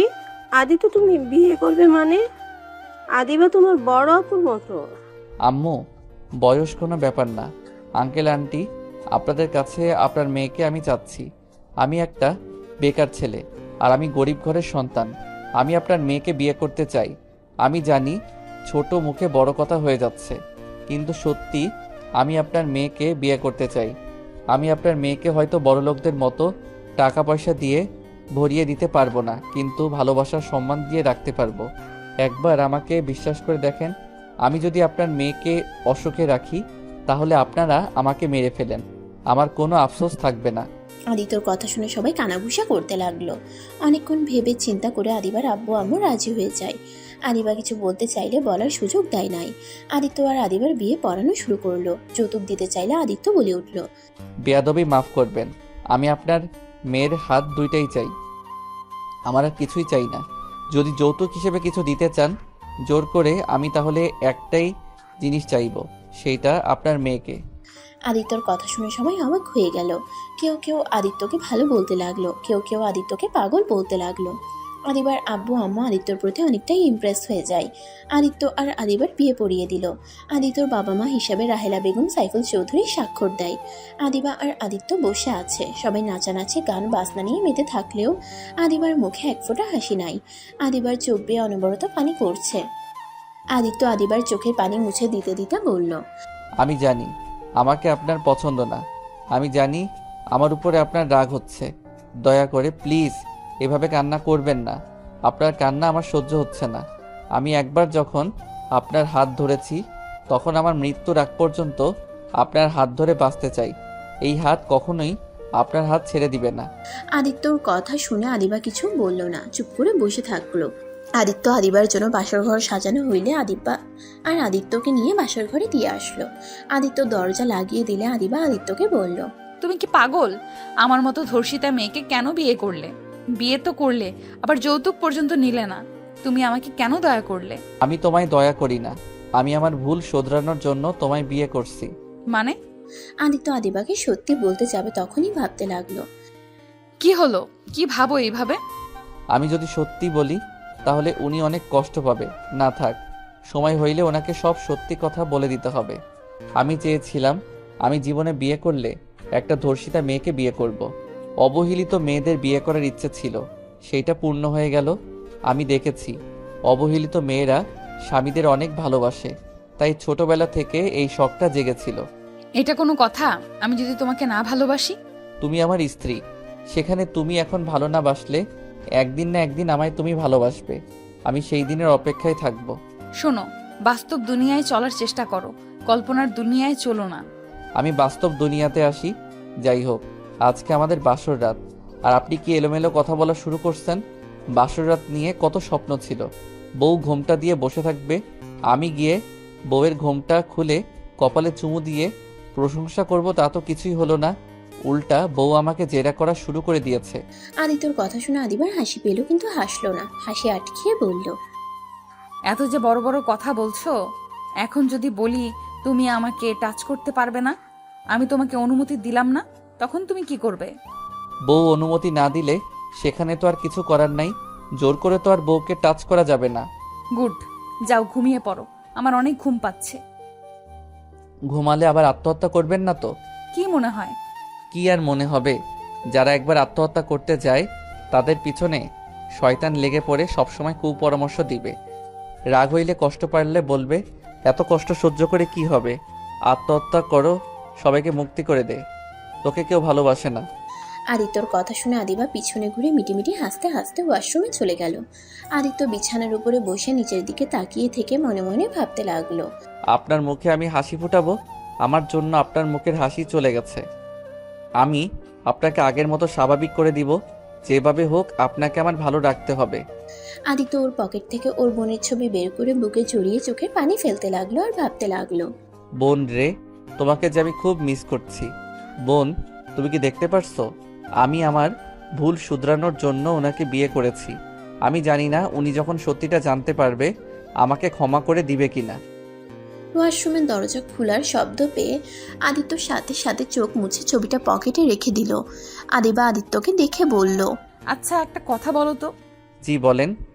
তোমার কণ্ঠটা কেমন জানি চেনা চেনা লাগে, কোথায় যেন শুনেছি। আর তোমাকে কি আগে আমি দেখেছি? আদিত্য আদিবার কথা শুনে ভয় পেয়ে গেল, ঢুক গিলতে লাগলো। আদিবা ব্রুকুচকে তাকিয়ে বলল, কি হলো, কথা বলছো না কেন? মানে হ্যাঁ, আমাকে তুমি আগে দেখছো। আমি তোমার অফিসে ইন্টারভিউ দিতে এসেছিলাম 5 বছর আগে, এই জন্য হয়তো আমার কণ্ঠ চেনা চেনা লাগছে। ও আচ্ছা, আমার ঠিক মনে পড়ছে না, হয়তো হতে পারে 5 বছর আগের কথা, তাই খেয়াল হয়নি। ও আচ্ছা। আচ্ছা যাও, ফ্রেশ হয়ে নাও। আদিত্য ওয়াশরুমে চলে গেল। আদিবা খাটের একপাশে শুয়ে ভাবতে লাগলো। এই ছেলেটা আমাকে কেন বিয়ে করলো? আমার অফিসে একবার ইন্টারভিউ দিতে এসেছে, আবার সম্পদের লোভ থাকলে যৌতুকও নিল না। কিছু তো বুঝতে পারছি না, ওর মাথায় কি চলছে। নাকি আল্লাহর কাছে একটা ভালো স্বামী চেয়েছিলাম জন্য কি আমার জন্য কি পাঠিয়েছে? আদিবা ভাবতে ভাবতে ঘুমিয়ে পড়ল। আদিত্য ওয়াশরুম থেকে বের হয়ে পাঞ্জাবিটা খুলে স্যান্ডো গেঞ্জি পরে শুয়ে পড়ল। আদিবার দিকে কিছুক্ষণ তাকিয়ে থেকে লাইটটা অফ করে ঘুমিয়ে পড়ল। সকালে ঘুম ভাঙতেই দেখতে পায় আদিবা ওর বুকের উপরে মাথা দিয়ে শুয়ে আছে। আদিত্য একটু নড়ে উঠলে আদিবার ঘুম ভেঙে যায়। আদিবা চোখ খুলতেই আদিত্য চোখ বন্ধ করে ফেললো। আদিবা নিজেকে আদিত্যর বুকে দেখে লজ্জা পেয়ে গেল, সাথে সাথে উঠে পড়ল। আদিত্যর দিকে তাকিয়ে মনে মনে ভাবতে লাগলো, মাশাআল্লাহ, আমার বরটাকে কত সুন্দর লাগছে, একটা ছোট বাচ্চাদের মতো ঘুমাচ্ছে। আল্লাহর কাছে হাজার হাজার শুকরিয়া। কিন্তু আল্লাহ, আপনি ভালো জানেন ওর মনের ভেতরে কি আছে। আদিবা আদিত্যর দিকে তাকিয়ে কথাগুলো ভাবছিল। আদিত্য চোখ খুলে দেখে আদিবা তাকিয়ে আছে। আদিত্য আবার চোখ বন্ধ করে নিলে আদিবা ভ্রুকুচকে তাকিয়ে বলল, তার মানে তুমি আমাকে ইচ্ছে করে নিজের বুকের সাথে জড়িয়ে ধরেছিলে, আমাকে ঘুমের ভেতরে পেয়ে আমার সাথে? ছি! আদিবার কথা শুনে আদিত্য লাফ দিয়ে উঠে ভয়ে ভয়ে বলল, বিশ্বাস করো, আমি কিছু করি নাই। আল্লাহর কসম, আমি তোমায় ইচ্ছে করে বুকে টেনে নেই নাই। আমি তো ঘুমিয়ে গেছিলাম। ঘুম ভাঙলে দেখি তুমি শুয়ে আছো আমাকে জড়িয়ে ধরে। তোমাকে নড়তে দেখে ভয়ে চোখ বন্ধ করে নিয়েছিলাম, যাতে তুমি আমায় ভুল বুঝতে না পারো। ওকে বিশ্বাস করলাম। যদি ভুলেও ঘুমের ভেতরে আমাকে টাচ করার চেষ্টা করো তাহলে তোমার খবর আছে বলে দিলাম। আদিবা কথাটা বলেই খাট থেকে নেমে মিটিমিটি হাসতে লাগলো আর মনে মনে বলতে লাগলো, বরটা কি ভয়টাই না পেয়ে গেছে, মুখটা দেখার মতো ছিল। আদিবা ওয়াশরুমে চলে গেল। আদিত্য খাটের উপরে বসে পড়ল। আদিবা গোসল করে আসলো। আদিবা তোয়ালা পিছিয়ে আসলে আদিত্য সাথে সাথে চোখ সরিয়ে নিল। আদিবা ড্রেসিং টেবিলের সামনে গিয়ে হেয়ার ড্রায়ার দিয়ে চুল শোকাতে লাগলো। আদিত্য আর চোখে তাকিয়ে দেখতে লাগলো। আদিবা আয়নায় আদিত্যকে আর চোখে তাকাতে দেখে মিটিমিটি করে হাসতে লাগলো আর ভাবতে লাগলো, দেখবো কি করে, কতক্ষণ নিজেকে কন্ট্রোল করে রাখো, আমার অনুমতি ছাড়া কতক্ষণ নিজেকে ধরে রাখতে পারো। আদিবা চুল শুকিয়ে আদিত্যর দিকে ভ্রুকুচকে তাকিয়ে বলল, এভাবে কি দেখছো? আদিবার কথা শুনে আদিত্য থতমত খেয়ে গেল। আদিত্য তোতলাতে তোতলাতে বলল, কই কি দেখছি? আমি তো দেখলাম তুমি আমার দিকে তাকিয়েছিলে। হ্যাঁ তাকাইছি, তো কি হয়েছে? আমি তো আর আপনাকে ধরি নাই। আর আপনি এভাবে একটা ছেলে মানুষের সামনে থাকলে যে কোনো ছেলের আদর করতে ইচ্ছে করবে। আদিত্য কথাটা বলে সাথে সাথে মুখ চেপে ধরল। আদিবা প্রকুচকে তাকাতে আদিত্য দৌড়ে ওয়াশরুমে চলে গেল। আদিত্যকে দৌড়ে যেতে দেখে হাসতে লাগলো আদিবা। হাসি থামিয়ে শাড়ি পরতে লাগলো। আদিত্য ওয়াশরুম থেকে বের হয়ে দেখে আদিবা শাড়ির কুচি সামলাতে পারছে না। আদিত্য গিয়ে আদিবার কুচি ধরে ঠিক করে দিতে লাগলো। আদিবা মুচকি হাসি দিল। আদিত্য বসা থেকে উঠতেই আদিবা হাসি থামিয়ে গম্ভীর গলায় বলল, কি ব্যাপার, তুমি গোসল না করে সবাইকে বোঝাতে চাও নাকি যে আমি তোমাকে আমার কাছে আসতে দেই নাই? আমার কোনো পোশাক নিয়ে আসি নাই। কে জানতো আপনার বিয়ে খেতে এসেছে আপনাকে বিয়ে করে ফেলবো। আপনি গোসল করেন গা, যান। আমি অলরেডি আপনার জন্য শার্ট প্যান্ট অর্ডার দিয়েছি। এখন লাগবে কিনা সেটাই চেক করতে হবে। রাকিবের মাপে কি আপনার হয়? তুমি আবার আমার সাথে তাল মিলিয়ে আপনি আপনি করছো কেন? আর রাকিব ভাইয়ার মাপ তুমি জানো কিভাবে? তুমি আপনি বলবে আর আমি বললেই দোষ? আর রাকিব আমার বেস্টুর বয়ফ্রেন্ড, মাঝে মাঝে ওর জন্য শার্ট প্যান্ট কিনতে গেছি, তাই সেখান থেকে আমার মুখস্থ আছে। ও আচ্ছা। যাও এখন গোসল করে আসো। ওই তো পার্সেল মনে হয় চলে এসেছে। আদিবা ওয়াশরুমে চলে গেল। আদিবা দরজা খুলে দেখে রাকিব রূপা দাঁড়িয়ে আছে। রাকিব আদিবার দিকে তাকিয়ে বলল, তোকে কি বলবো রে?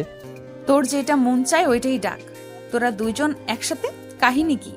তোর পার্সেল দিতে এসেছিলাম, এখানে আবার এটা কেন এসেছে আমি কি জানি। আমার ছোট ভাইয়ের সাথে দেখা করতে আসছি। ভাব। আচ্ছা দুইজন বসে। রাকিব খাটে বসলে আদিবা পার্সেল দিতে দিতে রাকিবের কোলে বসে পড়ে। আদিবা হাসতে লাগলে রূপার সাথে সাথে কোল থেকে নেমে রাকিবকে মারতে লাগলো। রাকিব রূপাকে ধরে বলল, আর আমি কি ইচ্ছে করে তোমাকে কোলে বসেছি নাকি? তুমি নিজেই তো আমার কোলে বসেছো। তুই দেখলে আমি বসছি, তাহলে তুই সরে গেলি না কেন? আরে ভাবার কই সুযোগ দিলে যে সরে যাবো নাকি থাকবো? দুইজন থাম। আদিত্য তোয়ালা পরে ওয়াশরুম থেকে বের হয়ে দেখে রাকিব আর রূপা। আদিত্যর দিকে তাকিয়ে রূপা বলল, বাহ আদিবা, তোর জামাই তো কত কিউট রে। কথাটা বলে লজ্জায় মুখ বানালে আদিবা রেগে আদিত্যর দিকে পার্সেল ছুঁড়ে মেরে বলল, নিজের শরীর সবাইকে দেখানোর খুব ইচ্ছা জাগছে তাই না? যাও ভেতরে, যত সব। আদিত্য পার্সেলটা নিয়ে ওয়াশরুমে চলে গেল। আদিবাকে রেগে যেতে দেখে রূপা হাসতে হাসতে বলল, বাহ বাহ, বান্ধবী দেখি জামাইয়ের দিকে কারো নজর দিতে দিবে না। দোস্ত, আর কাউকে জামাইয়ের ভাগ দিস বা না দিস, আমাকে দিস তাহলে চলবে। রূপা রাগ তুলিস না। আমার জামাইয়ের দিকে নজর দিলে খবর আছে। তোর বয়ফ্রেন্ডের দিকে আমি কোনোদিন নজর দিয়েছি? দেশ নাই, ওটা তোর ভুল, তাই বলে আমি যে দেব না এটা তো হতে পারে না। রূপা বাজে কথা বলবে না। আদি তো তোমার দেবর হবে, তাই ওকে নিয়ে মজা করা বন্ধ করো। কিসের দেবর? ওই আমার জামাই হবে। রাকিব রেগে যেতে লাগলো, সাথে আদিবাও রেগে গেল। দুজনকে রাখতে দেখে রূপা মনে মনে অনেক হাসতে লাগলো। আদিত্য ওয়াশরুম থেকে বের হয়ে দেখে রাকিব রেগে আছে। আদিত্য তাড়াতাড়ি করে গিয়ে রাকিবকে ধরে বলল, ভাইয়া কি হয়েছে, এত রাগ করছো কেন? ভাইয়া তোমাকে না বললাম মাথা ঠান্ডা রাখতে? আদিত্যকে রাকিব ধাক্কা দিয়ে সরিয়ে দিয়ে বলল, তুমি আর একটা কথা বলবে না। আমার ভালোবাসাকে তুমি নিয়ে নিচ্ছ। এই কয়েকদিনে আমার আব্বু আম্মুর মনে অনেকখানি জায়গা করে নিয়েছো, আবার আমার ভালোবাসার মানুষটার দিকে নজর দিচ্ছ। রাকিব আদিত্যকে আর কিছু বলতে না দিয়ে হানহান করে চলে গেল। আদিত্য হয়ে দাঁড়িয়ে থেকে রাকিবের চলে যাওয়ার দিকে তাকিয়ে দেখতে লাগলো। আদিত্য রূপার দিকে তাকিয়ে বলল, আপু আমি আপনার সাথে কি করছি? আপনি ভাইয়াকে কি বলছেন? আমি তো আপনাকে নিজের বড় বোনের মতো দেখি। আরে কিসের বড় বোন, আমাকে বইয়ের নজরে দেখতে পারো। আদিবা আরো রেগে গেল। রেগে রূপার সামনে আদিত্যকে ধরে ঠোঁটে কিস করে দিল। আদিত্য রূপা অবাক হয়ে গেল। আদিত্য চোখ বড় বড় করে ফেলে। আদিবা 2 মিনিট পর ছেড়ে দিয়ে আদিত্যকে শক্ত করে জড়িয়ে ধরে বলল, আদিত্য শুধু আমার স্বামী, আর কারো না। আমার স্বামীর দিকে যে নজর দিবে আমি তার চোখ তুলে ফেলবো। আদিত্য আদিবার কথা শুনে ইমোশনাল হয়ে গেল। আদিত্য আদিবার দিকে তাকিয়ে ভাবতে লাগলো, আমাকে নিয়ে তুমি এমন পাগলামি করছো? যখন জানতে পারবে আমি কোনো ভালো ছেলে না, আমি তোমার জীবনটা বরবাদ করে দেওয়ার সেই মানুষটা, আমায় তুমি তখন ঘৃণা করবে। আমাকে এতটা ভালোবাসা তখন আর হয়তো দিবে না। রূপা আদিবার পাগলামি দেখে হাসতে লাগলো। আদিবা রূপাকে দেখে হাসতে হাসতে বলল, তোর কি মনে হয় আমি তোর জামাইয়ের দিকে নজর দেব? আরে আমি তো রাকিব আর তোকে একটু জেলাসি করাচ্ছিলাম। শোন, তুই ভালো করে জানোস আমার মন প্রাণ জুড়ে শুধুমাত্র রাকিব, আর কেউ নাই। আর জায়গা আমি কাউকে দিতেও পারবো না। আর আদিত্য তো আমার ছোট ভাইয়ের মতো, আর তার উপরে আবার তোর স্বামী, সেখানে আমি ওর দিকে নজর কিভাবে দিই বলতো? রূপার কথা শুনে আদিত্য অনেকটাই খুশি হলো। আর আদিবা লজ্জায় পড়ে গেল। আদিবা রূপাকে বলল, সরি। থাক, সরি বলতে হবে না। আর আদিত্য, তোমার ভাইকে বলো না আমি যে ওকে এখনো ভালোবাসি, তাহলে আবার আমার ওপরে অধিকার খাটাতে আসবে। আপু ভাইয়া আপনাকে অনেক ভালোবাসে। ভাইয়া এখন আর আগের মতো কথায় কথায় রেগে যায় না। আপু ভাইয়াকে আর কষ্ট দিয়েন না, ভাইয়াকে ক্ষমা করে দেন। সময় হলেই দেব। ওকে আরও নিজেকে পাল্টাতে হবে। হ্যাঁ, ও আগের থেকে এখন সত্যি অনেক পাল্টে গেছে। কারণ এখন যদি আগের রাকিব হতো, রেগে আমার গলা চেপে ধরতো তোমাকে নিয়ে এসব কথা বলার জন্য। কিন্তু ও নিজেকে অনেকটাই কন্ট্রোল করে চলে গেছে, কিন্তু আরও পরিবর্তন হতে হবে। আপু, বেশি পরিবর্তন করতে গিয়ে আবার যেন হারিয়ে ফেলেন না। ওসব বাদ দাও, চলো নিচে যাই। সবাই আনন্দ করছে, তোমরা এত দেরি করে ঘুম থেকে উঠলে, কত কিছু মিস করেছো। তুই যা, আমরা আসছি। রূপা চলে গেল। আদিবা আদিত্যের দিকে তাকিয়ে বলল, ওইটা অভিনয় ছিল, তাই বলে কিন্তু আবার জোর করে আদর করতে এসো না। আচ্ছা। আদিবার মুখ দেখে বোঝা যাচ্ছিল আদিবা যা বলল এটা ওর মুখের কথা, মনের কথা না। আদিবা চলে যেতে নিবে, সাথে সাথে আদিত্য হাত ধরে টান দিয়ে নিজের কাছে নিয়ে এসেছে, ঠোঁটের সাথে ঠোঁট বসিয়ে দিল। আদিবা প্রথমে নিজেকে আদিত্য থেকে সরিয়ে নেওয়ার চেষ্টা করলে আদিবা পরে আর পারে না। আদিত্য ঠোঁট চুষতে লাগলো, আদিত্য মিটিমিটি হাসতে লাগলো আর মনে মনে ভাবতে লাগলো, আমি বুঝতে পারছিলাম তুমি আমার কি থেকে কি চাচ্ছ। তুমি হইলে এমন মানুষ, নিজের ইচ্ছেটা মুখে প্রকাশ করতে পারো না। তোমার না কথা মানে তুমি ওইটা চাও। আস্তে আস্তে আমি তোমাকে বোঝার চেষ্টা করব। আদিত্যর নিঃশ্বাস বন্ধ হয়ে আসতে নিলে আদিবাকে ছেড়ে দিলে দুজন জোরে জোরে নিঃশ্বাস নিতে লাগলো। আদিবা রাগ দেখাতে যাবে, আদিত্যর সাথে সাথে গালে চুমু দিয়ে দৌড়ে পালিয়ে গেল। আদিবা হাসতে লাগলো। আদিবা রুম থেকে বের হয়ে গেল। আদিত্য সবার সাথে বসে গল্প করছে। কিছু মেয়েরা আদিত্যকে ধরে নাচতে লাগলে আদিবা রাগে লুকিয়ে তাকাতেই আদিত্য চোখ গেলে সাথে সাথে বসে পড়লো। রূপা ব্যাপারটা দেখে মিটিমিটি করে হাসতে লাগলো। আদিত্যকে আবার নিয়ে যেতে নিবে, আদিত্য বলল, আপনারা নাচেন, আমি দেখি। আদিত্যকে ওরা জোর করতে লাগলে আদিবা ওদের সামনে গিয়ে দাঁড়ালে আদিবাকে নাচাতে লাগলো। আদিবা পড়ে যেতে নিবে, সাথে সাথে আদিত্য ধরে ফেললো। আদিত্য আদিবাকে সোজা করে দাঁড় করিয়ে দিল। আস্তে নাচেন, আর একটু হইলে উনি পড়ে যাইতো। আদিত্যর কথা শুনে সবাই হাসতে লাগলো আর বলতে লাগলো, আর সবাই মজা করে অনেক কিছু বলতে লাগলো। আদিবা লজ্জা পেয়ে গেল। আদিবার হাত ধরে ওর এক কাজিন নাচতে গেলে আদিত্যর রাগ উঠে গেল আদিবাকে টাচ করতে দেখে। আদিত্য আদিবা আর আদিবার কাজিনের মাঝখানে গিয়ে আদিবার হাত ধরে নাচতে লাগলো আর কানে কানে বলল, আপনি ওনার সাথে কেন নাচলেন? আরে রেগে যাওয়ার কি আছে, ওইটা আমার কাজিন হয়তো। যে না সেই হোক গা, আমার বউকে অন্য কেউ টাচ করতে পারবে না। রাকিবের সাথে থেকে কি তোমার মাথা গেছে নাকি? কেন ভাইয়া, কি করছে? রাকিব রূপাকে কারোর সাথে সহ্য করতে পারে না, ছোট ছেলেদের সাথেও ঝগড়া লাগিয়ে দেয়, আর তুমি দেখছি ওর মতো করছো। আদিত্য আদিবার কথা শুনে রূপার দিকে তাকালো। রূপা অন্য ছেলেদের সাথে নাচছে, রাকিব নিচের দিকে তাকিয়ে বসে আছে আর চোখে তাকিয়ে দেখতে লাগলো। আদিত্যর মাথায় একটা বুদ্ধি আসলো। আদিবাকে ছেড়ে দিয়ে রূপার কাছে গিয়ে রূপার হাত ধরে ঘোরাতে ঘোরাতে রাকিবের উপরে ফেলে দিল। রাকিব সাথে সাথে ধরে ফেললো। রাকিব রূপাকে ধরলে আদিত্য রাকিব আর রূপাকে তুলে বলল, ভাবি, আপনার কাজ দেখে অবাক। আমার ভাইকে রেখে অন্য ছেলের সাথে নাচা, অন্য ছেলেদের কাছে গেলে ধাক্কা দিয়ে ফেলে দিব, তখন বুঝবেন মজা কেমন লাগে। আদিত্য কথাগুলো বলে রাকিবের হাতে দিয়ে আদিবার কাছে চলে গেল। আদিবাকে ওইখান থেকে দূরে সরিয়ে নিয়ে এসে বলল, এত মানুষের ভিড়ে যাওয়ার দরকার নাই, নাচতে নাচতে ঘেমে গেছো। আদিত্য টিস্যু নিয়ে এসে আদিবার মুখ গলা মুছে দিতে লাগলো। আদিবার আব্বুর চোখে পড়লে আদিবার আম্মুকে থামিয়ে দিয়ে ইশারা করলে দুজন খুশি হয়ে চলে গেল। আদিবা আদিত্যর দিকে তাকিয়ে বলল, চলো খাবার খেয়ে আসি, অনেক ক্ষুধা লাগছে। আচ্ছা চলো। আদিত্য আদিবা দুজন খাবার খেতে চলে গেল। আদিত্য আদিবাকে খাওয়াই দিতে লাগলো। এটা দেখে সবাই বলতে লাগলো, বাহ বাহ, কি ভালোবাসা। রূপা কাছে এসে বসে পানি খেতে লাগলো আর বলল, আমার বান্ধবীকে এভাবে সারা জীবন ভালোবেসো, কখনো কষ্ট দিও না। চেষ্টা করব, বাট আপনি আমার ভাইয়াকে কষ্ট কেন দিচ্ছেন? ওর এটা পাওয়া উচিত, তাই। নিজেকে নিচে নামিয়ে ভাইয়াকে শাস্তি দেওয়ার মানে কি? এইটা নোংরামি হচ্ছে। তুমি কি বলতে চাচ্ছ? আপনি আর অন্য ছেলেদের সাথে এভাবে নাচবেন না। আমি খেয়াল করছি, ওই যে কালো চশমা পরা ওই ছেলেটা আর ডানের দিকে একটা ছেলে আছে, ওরা দুইজন বাজেভাবে টাচ করছিল। ওরা আমাদের ফ্রেন্ড। ফ্রেন্ড বলে কি? আপনাকে ওইভাবে টাচ করবে নাকি? রূপা কথাটা বলে চলে গেল। আদিবা আদিত্যর দিকে তাকিয়ে বলল, তুমি ওদের বিষয়ে এত না গলাচ্ছ কেন? তুমি জানো রাকিব কি করছে? আমার প্রিয় মানুষ যদি এমন করত, আমি কবে ওর সাথে কথা তো দূর, ওর মুখও দেখতাম না। রূপা ভালোর জন্য এখনো রাকিবকে ভালোবেসে যাচ্ছে। আদিবার কথা শুনে আদিত্য ভীষণ খেলে আদিবা পানি দিলে আদিত্য পানি খেয়ে নিল। তারপর আদিবাকে খাওয়াই দাওয়া শেষ করে উঠে পড়লো টেবিল থেকে। আদিত্য রাহেলা বেগমকে খুঁজতে লাগলো।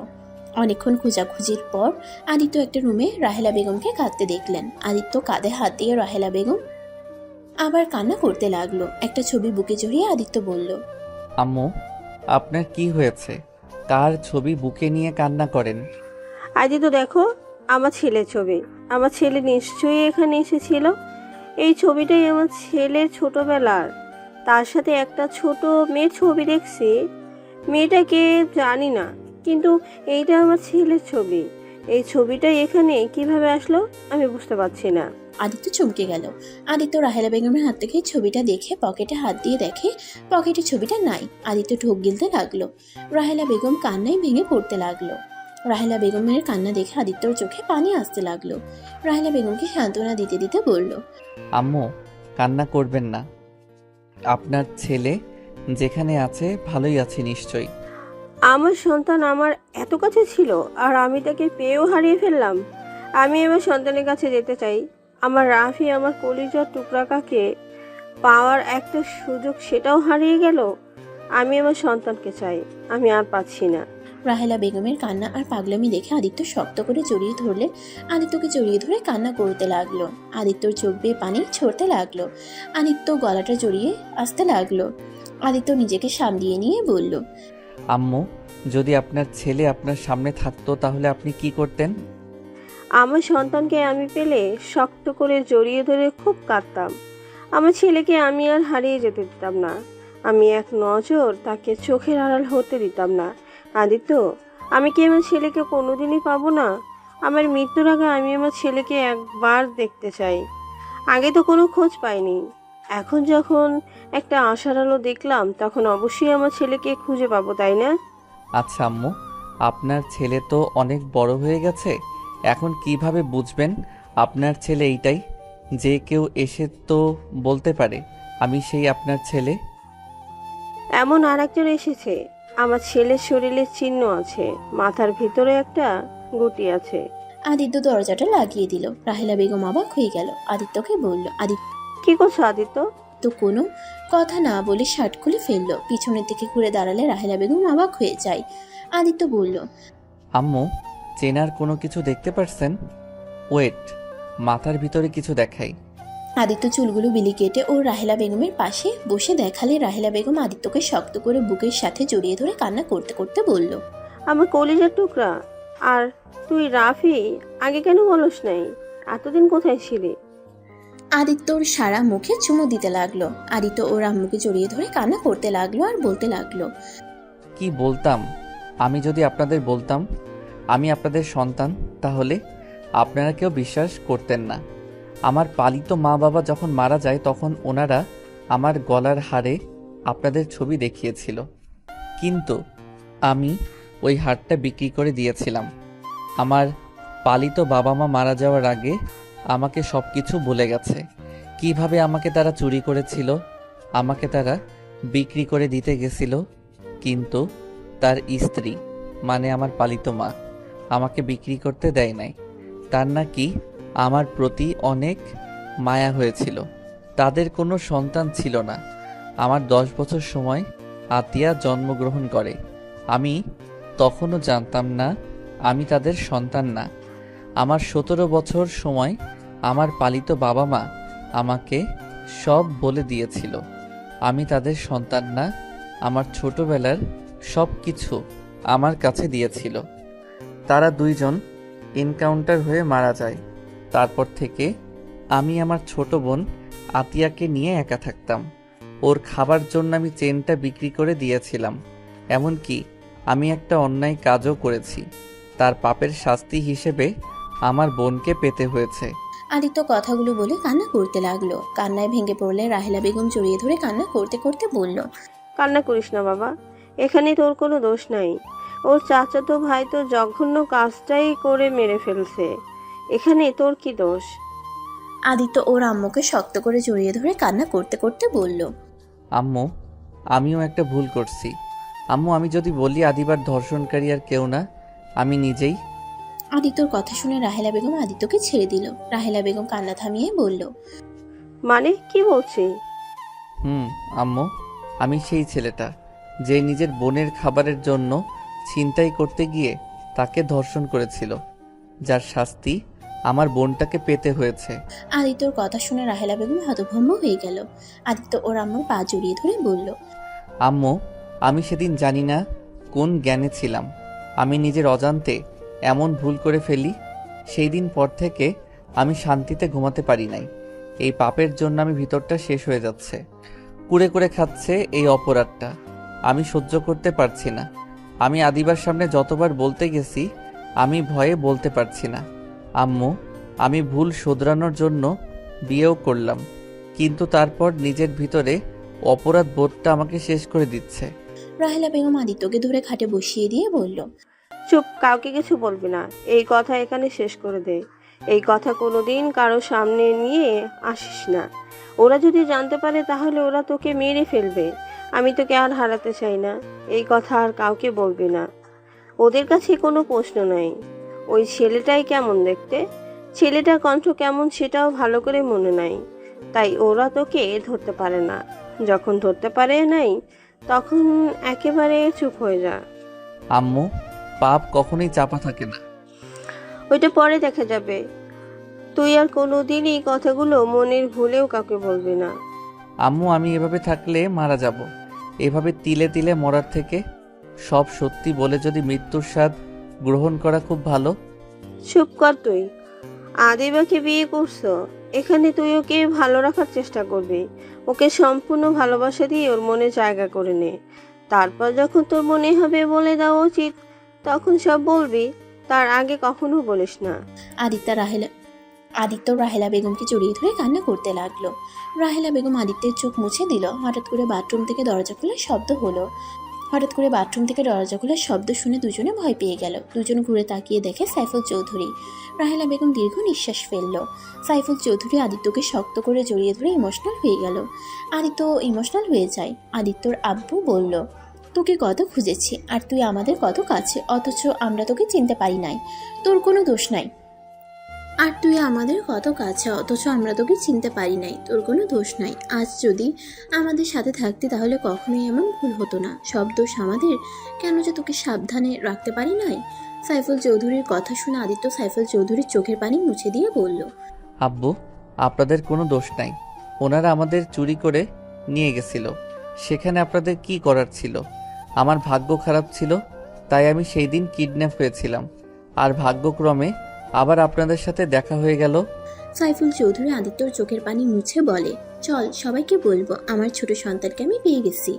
সাইফুল চৌধুরীর কথা শুনে আদিত্য বলল, না আব্বু, এখন এসব কাউকে জানানোর দরকার নাই। আমি দেখতে চাই আদিবা আমাকে কতদিন সহ্য করতে পারে। আমি দেখতে চাই ওই আসলে কেমন মানুষ, আর ওর বাবা মা বা কেমন মানুষ। আর হুট করে এইসব বলে কেউ বিশ্বাস করবে না, উল্টা আমাকে প্রতারক ভাববে। প্রতারক কেন ভাবে? তোর কাছে সব প্রমাণ আছে, আর আমরা তো জানি তুই আমাদের সন্তান। আগে না, আমি চাচ্ছি না কেউ আমার সম্পর্কে এখন জানুক। আপনারা তো জেনেছেন, এইটাই তো অনেক। অন্তত আর আমাকে নিয়ে টেনশন করবেন না। আদিত্য রাহেলা বেগম সাইফুল চৌধুরীকে বোঝাতে লাগলো। দুজন বুঝলে আদিত্য দরজা খুলে চলে গেল। রাকিব আদিত্যকে দেখে বলল, তোমার রূপা আপুকে দেখছো? না ভাবি, আবার কই গেল? ভাবি বলো না, ওই জানলায় খেপে যাবে। যাজ্ঞা, আমার তো ভাবি হবে, তাই না? না করবে না। আচ্ছা চলো ভাইয়া, ওনাকে খুঁজি। আদিত্য রাকিব রূপাকে খুঁজতে লাগলো। অনেক জায়গায় খুঁজে কোথাও খুঁজে পেল না। আদিত্য রাকিবকে বলল, ভাইয়া, আমার মনে হয় আমাদের রুমে আছে, আর না হয় বাসায় চলে গেছে। বাসা যায় নাই, ওর আব্বু আম্মু ওখানে আছে। তাহলে আমাদের রুমে গিয়ে দেখি। আদিত্য রাকিব দুজন রুমের সামনে গিয়ে দরজা নক করলে রূপা এসে দরজা খুলে দেয়। আদিত্য রূপাকে দেখে টান দিয়ে রাকিবের হাতে তুলে দিয়ে বলল, জান, আমার বউয়ের সাথে সারাদিন কি করেন? এইদিকে আমার ভাই আপনাকে খুঁজতে খুঁজতে পাগল হয়ে যাচ্ছে, আর উনি আমার বউয়ের সাথে আড্ডা দিচ্ছে। বদমাইশ ছেলে, আমাকে এভাবে টান দিলে কেন? আর একটু হলেই পড়ে যাইতাম। পড়ে গেলে কি হইতো? একটু ব্যথা পাইতেন। আর আমার ভাইয়ের হৃদয় যেতে পুড়ে গন্ধ বের হয়ে গেছে, ওই দিকে খেয়াল নাই? আমার ওসব দেখার সময় নাই, আমি তোমার ভাইকে চিনি না। দূর, চেনেন না চেনেন ওইটা শুনে লাভ নাই। আমি আমার বউয়ের কাছে গেলাম। আদিত্য কথাটা বলে দরজা লাগিয়ে দিল ওদের মুখের উপরে। রূপা দরজা ধাক্কাতে লাগলো। আদিত্য পিছনে ঘুরতে ঘুরতে বলল, বিবিজান কই গো আপনি? কথাটা বলে পিছনে ঘুরে হা হয়ে গেল। আদিবার আম্মু, রূপার আম্মু আর কিছু মহিলারা বসে আছে, সাথে আদিবাও বসে আছে। আদিত্যকে দেখে সবাই হেসে উঠল। আদিবার রাগের লোক নিয়ে তাকাতেই আদিত্য সাথে সাথে রুম থেকে বের হয়ে গেল। রূপাল রাগের লোক নিয়ে তাকিয়ে বলল, এখন কেন? চলো চলো, বইয়ের কাছে দিয়ে আসি। রূপা আদিত্যকে টানতে টানতে রুমে নিয়ে গেল। আদিত্য রূপাকে বলল, আপু, আমাকে ছাড়েন, আমাকে যেতে দেন। কেন যেতে দেব? আমাকে বের করলে না, বইয়ের কাছে যেতে চাইলে? চলো বইয়ের কাছে নিয়ে যাই। রূপা ওকে ছাড়ে। ছাড়বো না, কত লজ্জা পেতে পারে আমি সেটাই দেখব। আমার মুখের সামনে দরজা লাগিয়ে দিয়েছে, আমি যে ওর বড় বোনের মতো, তারপর লজ্জা শরম নাই। আদিত্য লজ্জায় মাথা নিচু করে ফেলল। আদিবার আম্মু বলে উঠল, রূপা, আদিত্য কিন্তু তোমার সম্পর্কে সমান আছে। ওই তোমার বান্ধবীর জামাই, তার মানে তোমার সাথে সেই মজা করতে পারে। থ্যাংক ইউ শাশুড়ি আম্মু। আদিত্য কথাটা বলে রূপার হাত সরিয়ে দিয়ে বলল। রূপার মুখের দিকে এগিয়ে গিয়ে বলল, আপনি আমার সম্পর্কে শ্যালিকা হন, তাই শ্যালিকার মতো থাকেন, বড় বোনের মতো শাসন করতে আসেন না। তাই নাকি? দুলাভাই আমার, দুলাভাই চলেন আপনাকে একটু স্পেশাল যত্ন করি। আদিত্যকে রূপা নিয়ে যেতে চাইলে আদিবা রূপাকে বলল, একদম না, আদিত্য ওর সাথে যাও না। স্পেশাল আদর কিন্তু ভয়ঙ্কর হয়ে যাবে। কেন? দেখি কি আদর দেয়, একটু দেখা উচিত তো। আদিবা তুই চুপ কর, সব দুলাভাইয়েরা এটা খাইছে, তোর জামাই কেন বাদ যাবে? আদিত্য যাও না, গেলে কিন্তু বিপদ হবে। দেখা যাক ভাইয়া কি করে। আদিত্য রূপার সাথে গেল। রাকিব, আদিবা ওদের পিছন পিছন যেতে লাগলো। রূপা আদিত্যর থেকে কিছুটা দূরে গিয়ে আদিবার ফ্রেন্ডদের আর কিছু কাজিনসদের ডেকে নিয়ে কানে কানে বলল। তারপর সবাই মিলে হাত মিলালো। আদিত্য ক্রুকুচকে তাকিয়ে দেখতে লাগলো। আদিবা আদিত্যকে বলল, তুমি রাকিব ভাইয়ের সাথে এখান থেকে পালাও, না হলে কিন্তু তোমার নাজেহাল করে ছাড়বে। কেন, কি করবে? আমাকে মারবে নাকি? না মারবে না খাওয়াবে। তাই নাকি? এইটা তো ভালো। ভালো না সাই, আমার সাথে তুমি চলো। রাকিব আদিত্যর হাত ধরে দৌড় দিল। আদিত্যর পিছন পিছন রূপারা দৌড়ে যেতে লাগলো। আদিত্যকে বাইকে বসিয়ে রাকিব মুখ ভেঙচি দিয়ে পালিয়ে গেল। আদিত্যকে নিয়ে বাসায় চলে গেল। আদিত্য রাকিবের দিকে তাকিয়ে বলল, কি হয়েছে? এমন ভাবে বাসায় নিয়ে আসলে কেন? বাসায় না নিয়ে আসলে? মরিচের মিষ্টি, মরিচের গুঁড়ার শরবত, যত ঝালের খাবার আছে তার থেকে ডবল মরিচের গুঁড়া দিয়ে খাওয়া হতো। এর আগে আমার এক ফ্রেন্ড জামাই হসপিটালে ভর্তি ছিল, 5 জন ছিল। একদিন পর হসপিটাল থেকে নিয়ে আসা হয়েছিল। ওই 6 জন ওদের দেখলে ভয়ে কাঁপে। রাকিবের কথা শুনে আদিত্য হাসতে লাগলো। রাকিব ক্রুকুচকে তাকিয়ে বলল, রে হাসো কে? ওনারা এত দুষ্টু, আমাকে ঝাল খাওয়াবে। আমি ঝাল অনেক খেতে পারি, আমার ওইসব কিছু হতো না। মরিচ ডলে ভাত খাওয়ার অভ্যাস আছে আমার। কত ঝাল খাইতে পারো, তার থেকে ডবল খাওয়াবে। ওই সব রাখো, যাও রুমে যাও, আমাকে কল দিয়ে বলে দেবো আমরা বাসায় চলে এসেছি। রাকিব কথাটা বলে চলে যেতে নিবে, তখনই আদিত্য রাকিবকে বলল, ভাইয়া, তোমার বাইকের চাবিটা দিবে? তুমি কি গাড়ি চালাতে পারো? ফ্রেন্ডদের বাইক চালিয়ে শিখেছিলাম। আচ্ছা এই নাও। রাকিব আদিত্যকে চাবিটা ঢিল দিয়ে দিলে আদিত্য ক্যাচ করে ধরে চলে গেল। বাইক নিয়ে সোজা গ্রামে চলে গেল। গ্রামে গিয়ে ওর বোনের কবরের সামনে গিয়ে বসে কান্না করতে করতে বলল, বুনু, তোমাকে অনেক মনে পড়ছে, আমার খুব কষ্ট হচ্ছে। বুনু গো, বুনু, ওই বুনু উঠো না, তোমার মুখ থেকে ভাইয়া ডাক শুনতে ইচ্ছে করছে। ওই বুনু উঠো না। আদিত্য কথাগুলো বলে কান্না করতে লাগলো। আদিত্য কবরটা জড়িয়ে ধরে কান্নায় ভেঙে পড়ল। কবরের পাশ দিয়ে মানুষগুলো যাচ্ছিল আর সবাই অবাক হয়ে যাচ্ছিল। আদিত্য অনেকক্ষণ ধরে কান্না করে কবর জড়িয়ে কখন যেন অজ্ঞান হয়ে যায়। আদিত্য জ্ঞান ফিরলে দেখতে পারে চারিদিকে অন্ধকার হয়ে গেছে। আদিত্য কবর থেকে উঠে পড়ল। কবর থেকে বের হয়ে সোনার দোকানে চলে গেল। গিয়ে আদিত্য দোকানদারের সাথে কথা বলে ঢাকার উদ্দেশ্যে বের হয়ে গেল। ঢাকায় যেতে যেতে রাত 12টা বেজে গেল। বাসার ভিতরে ঢুকে বাইক গ্যারেজে রেখে বাসার সদর দরজা নক করলো। কলিং বেল বাজাতেই দরজা খুলে গেল। আদিত্য সদর দরজাটা লাগিয়ে দিয়ে নিজের রুমে চলে গেল। রুমে গিয়ে লাইটটা জ্বালাতে দেখে আদিবা বিছানায় শুয়ে আছে। আদিত্য আলমারি থেকে শার্ট প্যান্ট বের করে লাইট অফ করে ওয়াশরুমে চলে গেল। গোসল করে বের হয়ে আদিবার পাশে শুয়ে পড়ল। সকালে ঘুম ভাঙলেই দেখে আদিবার রাগী লুক নিয়ে তাকিয়ে আছে। আদিত্য উঠে আতশোয়া হয়ে বসে বলল, কি হয়েছে? এভাবে রাগী লুক নিয়ে তাকিয়ে আছো কেন? গতকাল সারা দিন কোথায় ছিলে? তুমি জানো এখানে কি হয়ে গেছে? না, কি হয়েছে? রাকিব কতটা রেগে গিয়েছিল। রাকিবের ধারণা তোমাকে ওই বাইক দিয়েছে, তুমি বাইক নিয়ে পালিয়ে গেছো, আর নাকি ফিরবে না। তোমাকে বিশ্বাস করা ওর ভুল হয়েছে। কি? ভাইয়া এইসব বলছে? হ্যাঁ, আর রাগ হওয়ার কথা ফোন বন্ধ করে রেখেছিলে কেন? তোমার তো কোনো খোঁজ খবর ছিল না।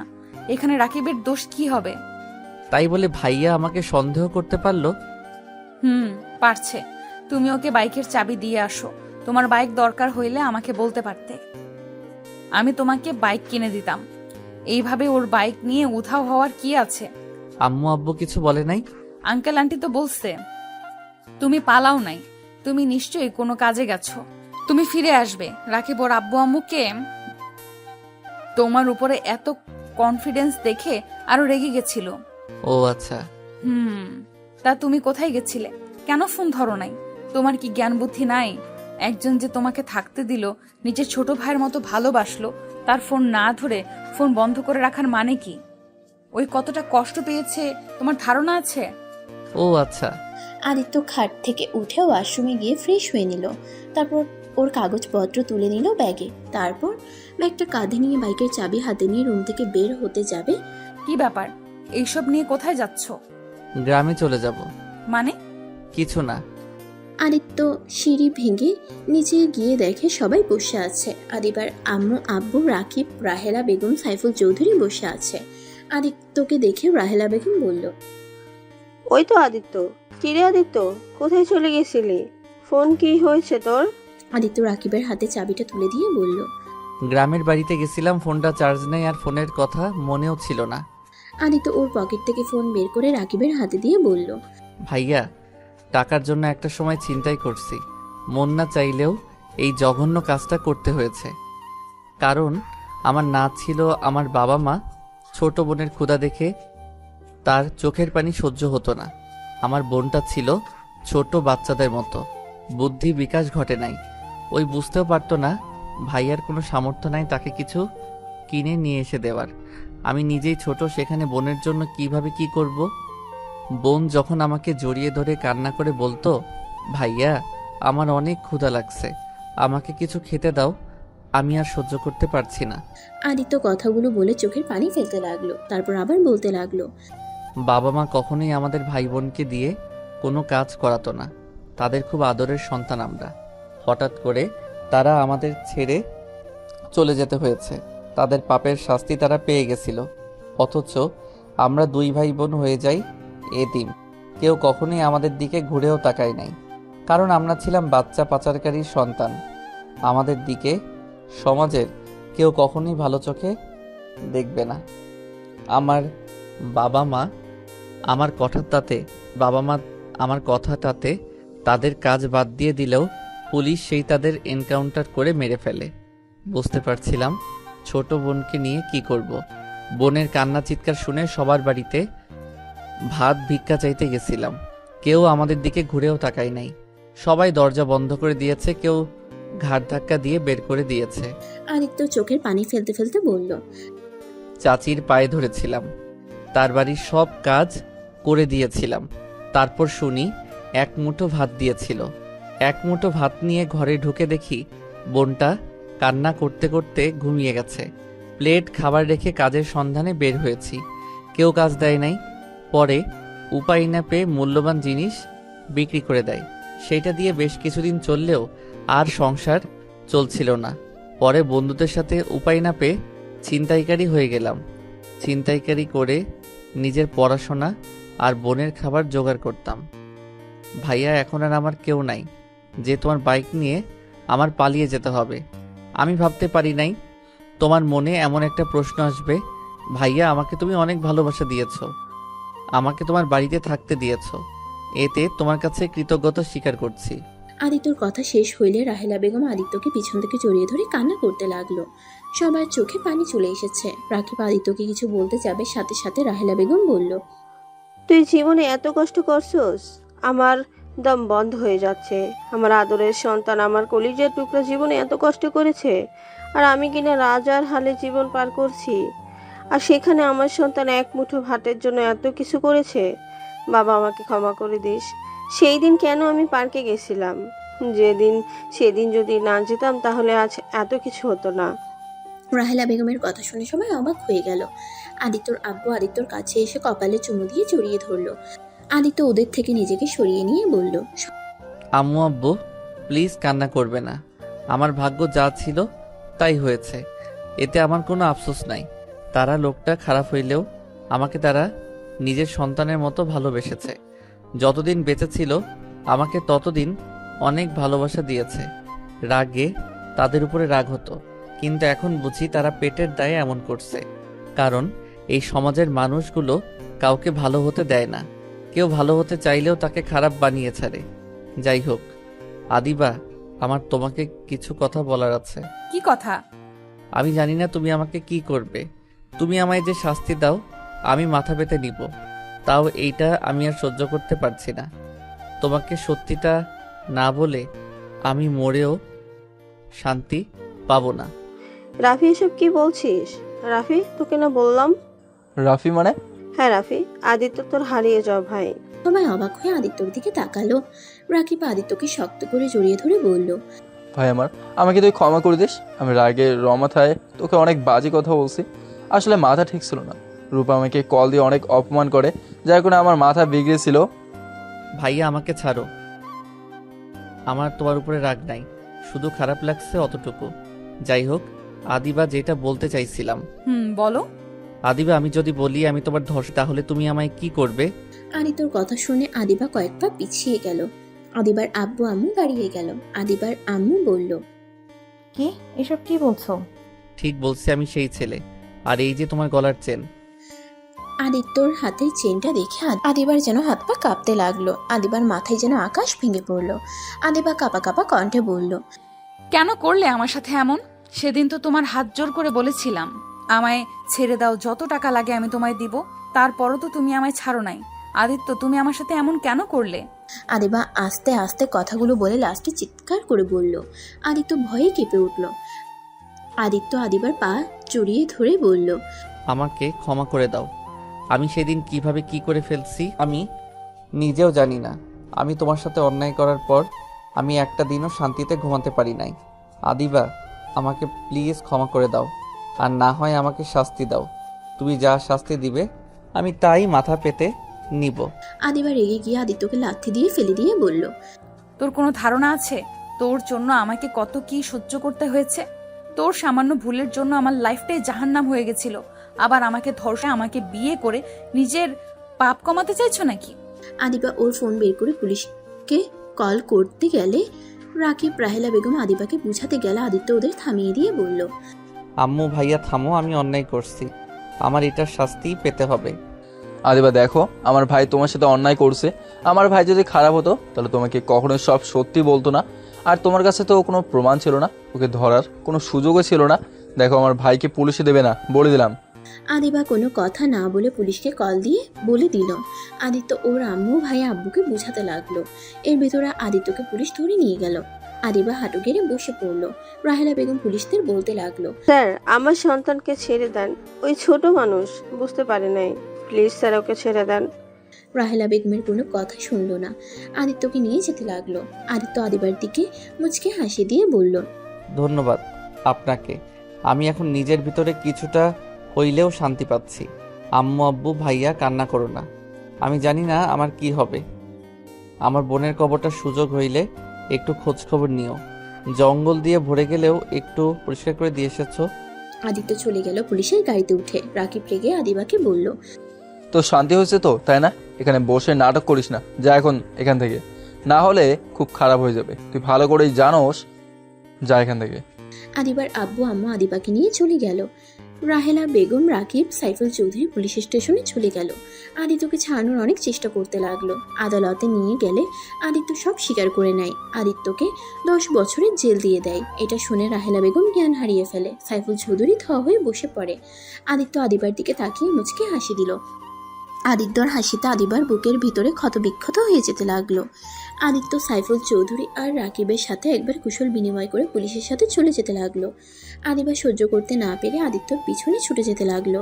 আদিত্যকে পিছন থেকে জড়িয়ে ধরে কান্না করতে করতে বলল, কেন এমন করলে? আমি তো সব তুলে নিতে চেয়েছিলাম, তারপরও কেন আমার কথা শুনলে না? সব দোষ নিজের কাছে কেন তুলে নিলে? স্বীকার করতে বারবার না করা সত্ত্বেও কেন স্বীকার করলে? আদিবা কান্নায় আদিত্যর শার্ট ভিজে ফেলতে লাগলো। আদিত্য পিছনে ঘুরে আদিবার চোখ মুছে দিয়ে বলল, আমি যে পাপ কাজ করছি, আমাকে শাস্তি পেতে হতো, আমাকে ফাঁসি দিলেও আমি হাসি মুখে বিদায় নিতাম। সেখানে আমাকে শুধু 10 বছরের জেল দিয়েছে। আর জেল খাটার আমার অভ্যাস আছে। শুনো, কান্না করো না, তুমি ডিভোর্স লেটার পাঠিয়ে দিও, আমি সাইন করে দিব। আর হ্যাঁ, ভালো কোনো ছেলেকে বিয়ে করে নিও। আর হ্যাঁ, ভুলেও আর কখনোই আত্মহত্যার পথ বেছে নিবে না। ভালো থাকো। আদিত্য শেষবারের মতো আদিবার কপালে চুমু দিয়ে পুলিশ আদিত্যকে নিয়ে যেতে লাগলো। আদিবা আদিত্যর হাত শক্ত করে জড়িয়ে ধরে বলতে লাগলো, তোমাকে যেতে দিব না। আদিত্য, তুমি যাও না। আমি তোমাকে ছাড়া কিভাবে থাকবো? আমায় ছেড়ে দাও। আমার প্রতি ভালোবাসা না, এটা আমার প্রতি তোমার আবেগ। চিন্তা করো না, সব আবেগ চলে যাবে আস্তে আস্তে। আদিত্য আদিবার থেকে নিজের হাত সরিয়ে নিয়ে গাড়িতে উঠে চলে গেল। আদিবা হাঁটু করে বসে চিৎকার করে কান্না করতে লাগলো। আদিত্য আদিবার কান্নাগুলো কেন জানি সহ্য হচ্ছিল না। আদিবার কাছে ছুটে যেতে ইচ্ছে করলে আদিত্য ছুটে যেতে পারবে না। আদিত্য মুখ ঘুরিয়ে নিল। 10 বছর পর আদিত্য জেলখানা থেকে বের হইলে দেখতে পেল সাইফুল চৌধুরী, রাকিব, রূপার সাথে ছোট্ট একটা বাচ্চা দাঁড়িয়ে আছে। আদিত্য বুঝতে বাকি রইল না এটা কে। আদিত্য গিয়ে সোজা বাচ্চাটাকে কোলে নিয়ে সারা মুখে চুমু দিয়ে বলল, চাচ্চু কেমন আছো? আদিত্যর কথা শুনে পিচ্ছিটা বলতে লাগলো, আমি তো ভালো আছি, চাচ্চু তুমি কেমন আছো? বাচ্চাটার কথা শুনে আদিত্য কপালে চুমু দিয়ে আদিত্য সাইফুল, রাকিব, রূপার দিকে তাকিয়ে, আমিও অনেক ভালো আছি। আমার চাচ্চুটাকে দেখে আব্বু, ভাইয়া, ভাবি কেমন আছেন? সাইফুল, রাকিব আদিত্যকে জড়িয়ে ধরলো। আদিত্যকে সাইফুল চৌধুরী চুমু দিলে বাচ্চাটা বলে, দাদু ভাই চাচ্চুকে কিস দিল, আমাকে তো দিলে না। বাচ্চাটার কথা শুনে সবাই হেসে দিল। 5 জন গাড়িতে উঠে বসলো। সবার খোঁজ খবর নিতে লাগলো। বাসায় পৌঁছে সদর দরজার সামনে গিয়ে কলিং বেল দিলে ভিতর থেকে রাহেলা বেগম দৌড়ে দরজা খুলে আদিত্যকে দেখে শক্ত করে জড়িয়ে ধরে কান্না করে দিল। আদিত্য রাহেলা বেগমকে জড়িয়ে ধরে বলল, আম্মু কান্না করছো কেন? আমি তো ফিরে এসেছি। এটা আনন্দের কান্না। ভিতরে আয়, তোর জন্য অনেক কিছু রান্না করছি। রুমে গিয়ে ফ্রেশ হয়ে আয়, আমি তোকে নিজ হাতে খাওয়াবো।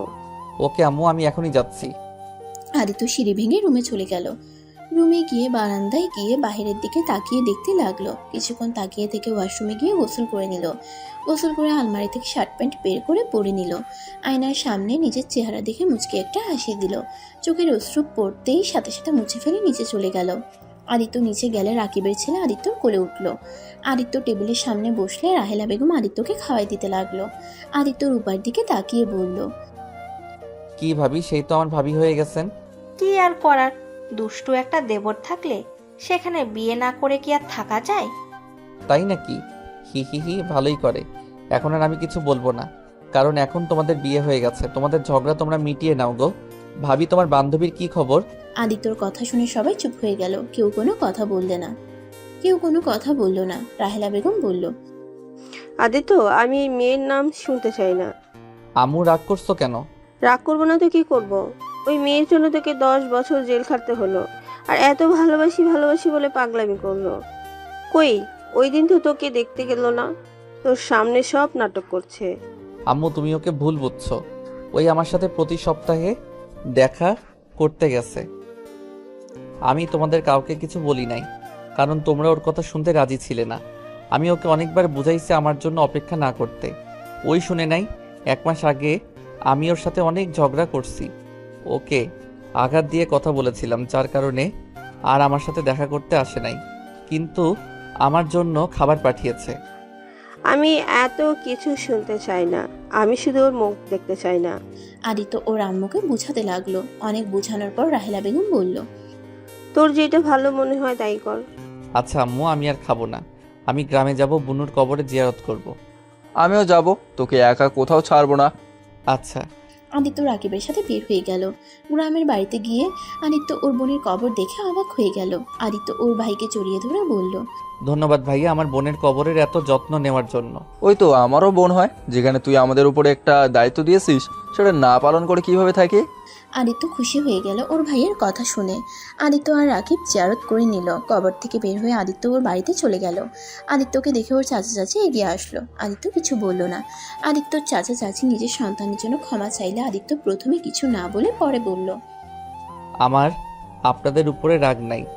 আপনার ছেলে ভুল করছে, আমি তাকে কবরে শুয়ে দিয়েছি। এখানে আর কাউকে কিছু বলার নাই। আমার কাছে ক্ষমা চাইতে হবে না। ভালো থাকবেন। আদিত্য কথাটা বলে রাকিবকে নিয়ে ঢাকায় চলে আসলো। ঢাকায় এসে রাকিবকে বলল, ভাইয়া তুমি বাসায় চলে যাও, আমি আমার স্ত্রীকে নিয়ে আসতে যাচ্ছি। ওকে, নিয়ে আসবি। হুম। আচ্ছা, তুই তাহলে আমাকে বাসায় নামিয়ে দিয়ে যা। আচ্ছা। আদিত্য রাকিবকে বাসায় নামিয়ে দিল। আদিত্য রাকিবকে বলল, ভাইয়া আদিবার বাসার ঠিকানাটা দিবে? না মানে আমি ওনার অফিস চিনি, বাসা চিনি না।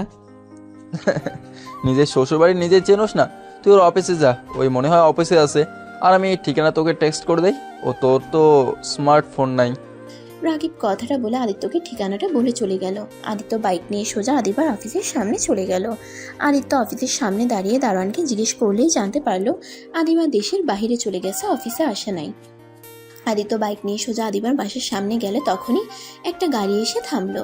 গাড়ি থেকে আদিবাকে নামতে দেখে আদিত্য ডাক দিলে আদিবা পিছনে ঘুরে তাকায়। আদিত্যকে দেখে দৌড়ে আদিত্যর কাছে এসে জড়িয়ে ধরলো। আদিত্য আদিবার এমন অবস্থা দেখে বলল, এ কি করছো? সবাই তাকিয়ে আছে। দেখুক গা, আমি পরপুরুষকে জড়িয়ে ধরি নাই, আমি আমার স্বামীকে ধরেছি। তুমি না দেশের বাইরে গেছো? আজকে আসলাম, তোমাকে নিয়ে আসতে চাইছিলাম, কিন্তু মিটিংটা শেষ করে দেশে আসতে আসতে 3টা বেজে গেল। কিন্তু তুমি এখানে কি করছো ভেতরে যাওয়া বাদ দিয়ে? আমি আসলাম, তুমিও আসলে, ভালোই হয়েছে। চলো বাসায় যাই, তোমাকে নিয়ে যেতে এসেছি। ভেতরে চলো। আদিত্য বাইক নিয়ে ভিতরে গিয়ে বাইক রেখে আদিবার সাথে ভিতরে গেল। আদিত্য আদিবার আব্বু আম্মুকে সালাম জানালে আদিবার আম্মু বলল, আদিত্য তুই এখানে? আজকে ছাড়া পেয়েছি। আঙ্কেল আন্টি, আমি আপনার মেয়েকে নিয়ে যেতে চাই। তোমার বউ তুমি নিয়ে যাবে? এখানে আমরা না বলার কি? যাই হোক, তুমি এসেছো, এখান থেকে যাও। থেকে যাও না। আচ্ছা। আদিবা খুশি হয়ে আদিত্যর হাত টেনে ধরে নিজের রুমে নিয়ে গেল। আদিবার পাগলামি দেখে আদিত্য বলল, তুমি কি দিন দিন বাচ্চা হয়ে যাচ্ছ নাকি? আমার বয়স হতে পারে, কিন্তু আমার মনটা এখনো ছোটদের মতো আছে। তাই নাকি? যাও ফ্রেশ হয়ে নাও। আদিত্যকে আদিবা বসিয়ে দিয়ে ওয়াশরুমে চলে গেল। আদিত্য বালিশটা কোলে নিতে যাবে, দেখে তখন ওর ছবি। আদিত্যর মুখে মুচকি হাসির রেখা ফুটে উঠল। সমাপ্ত।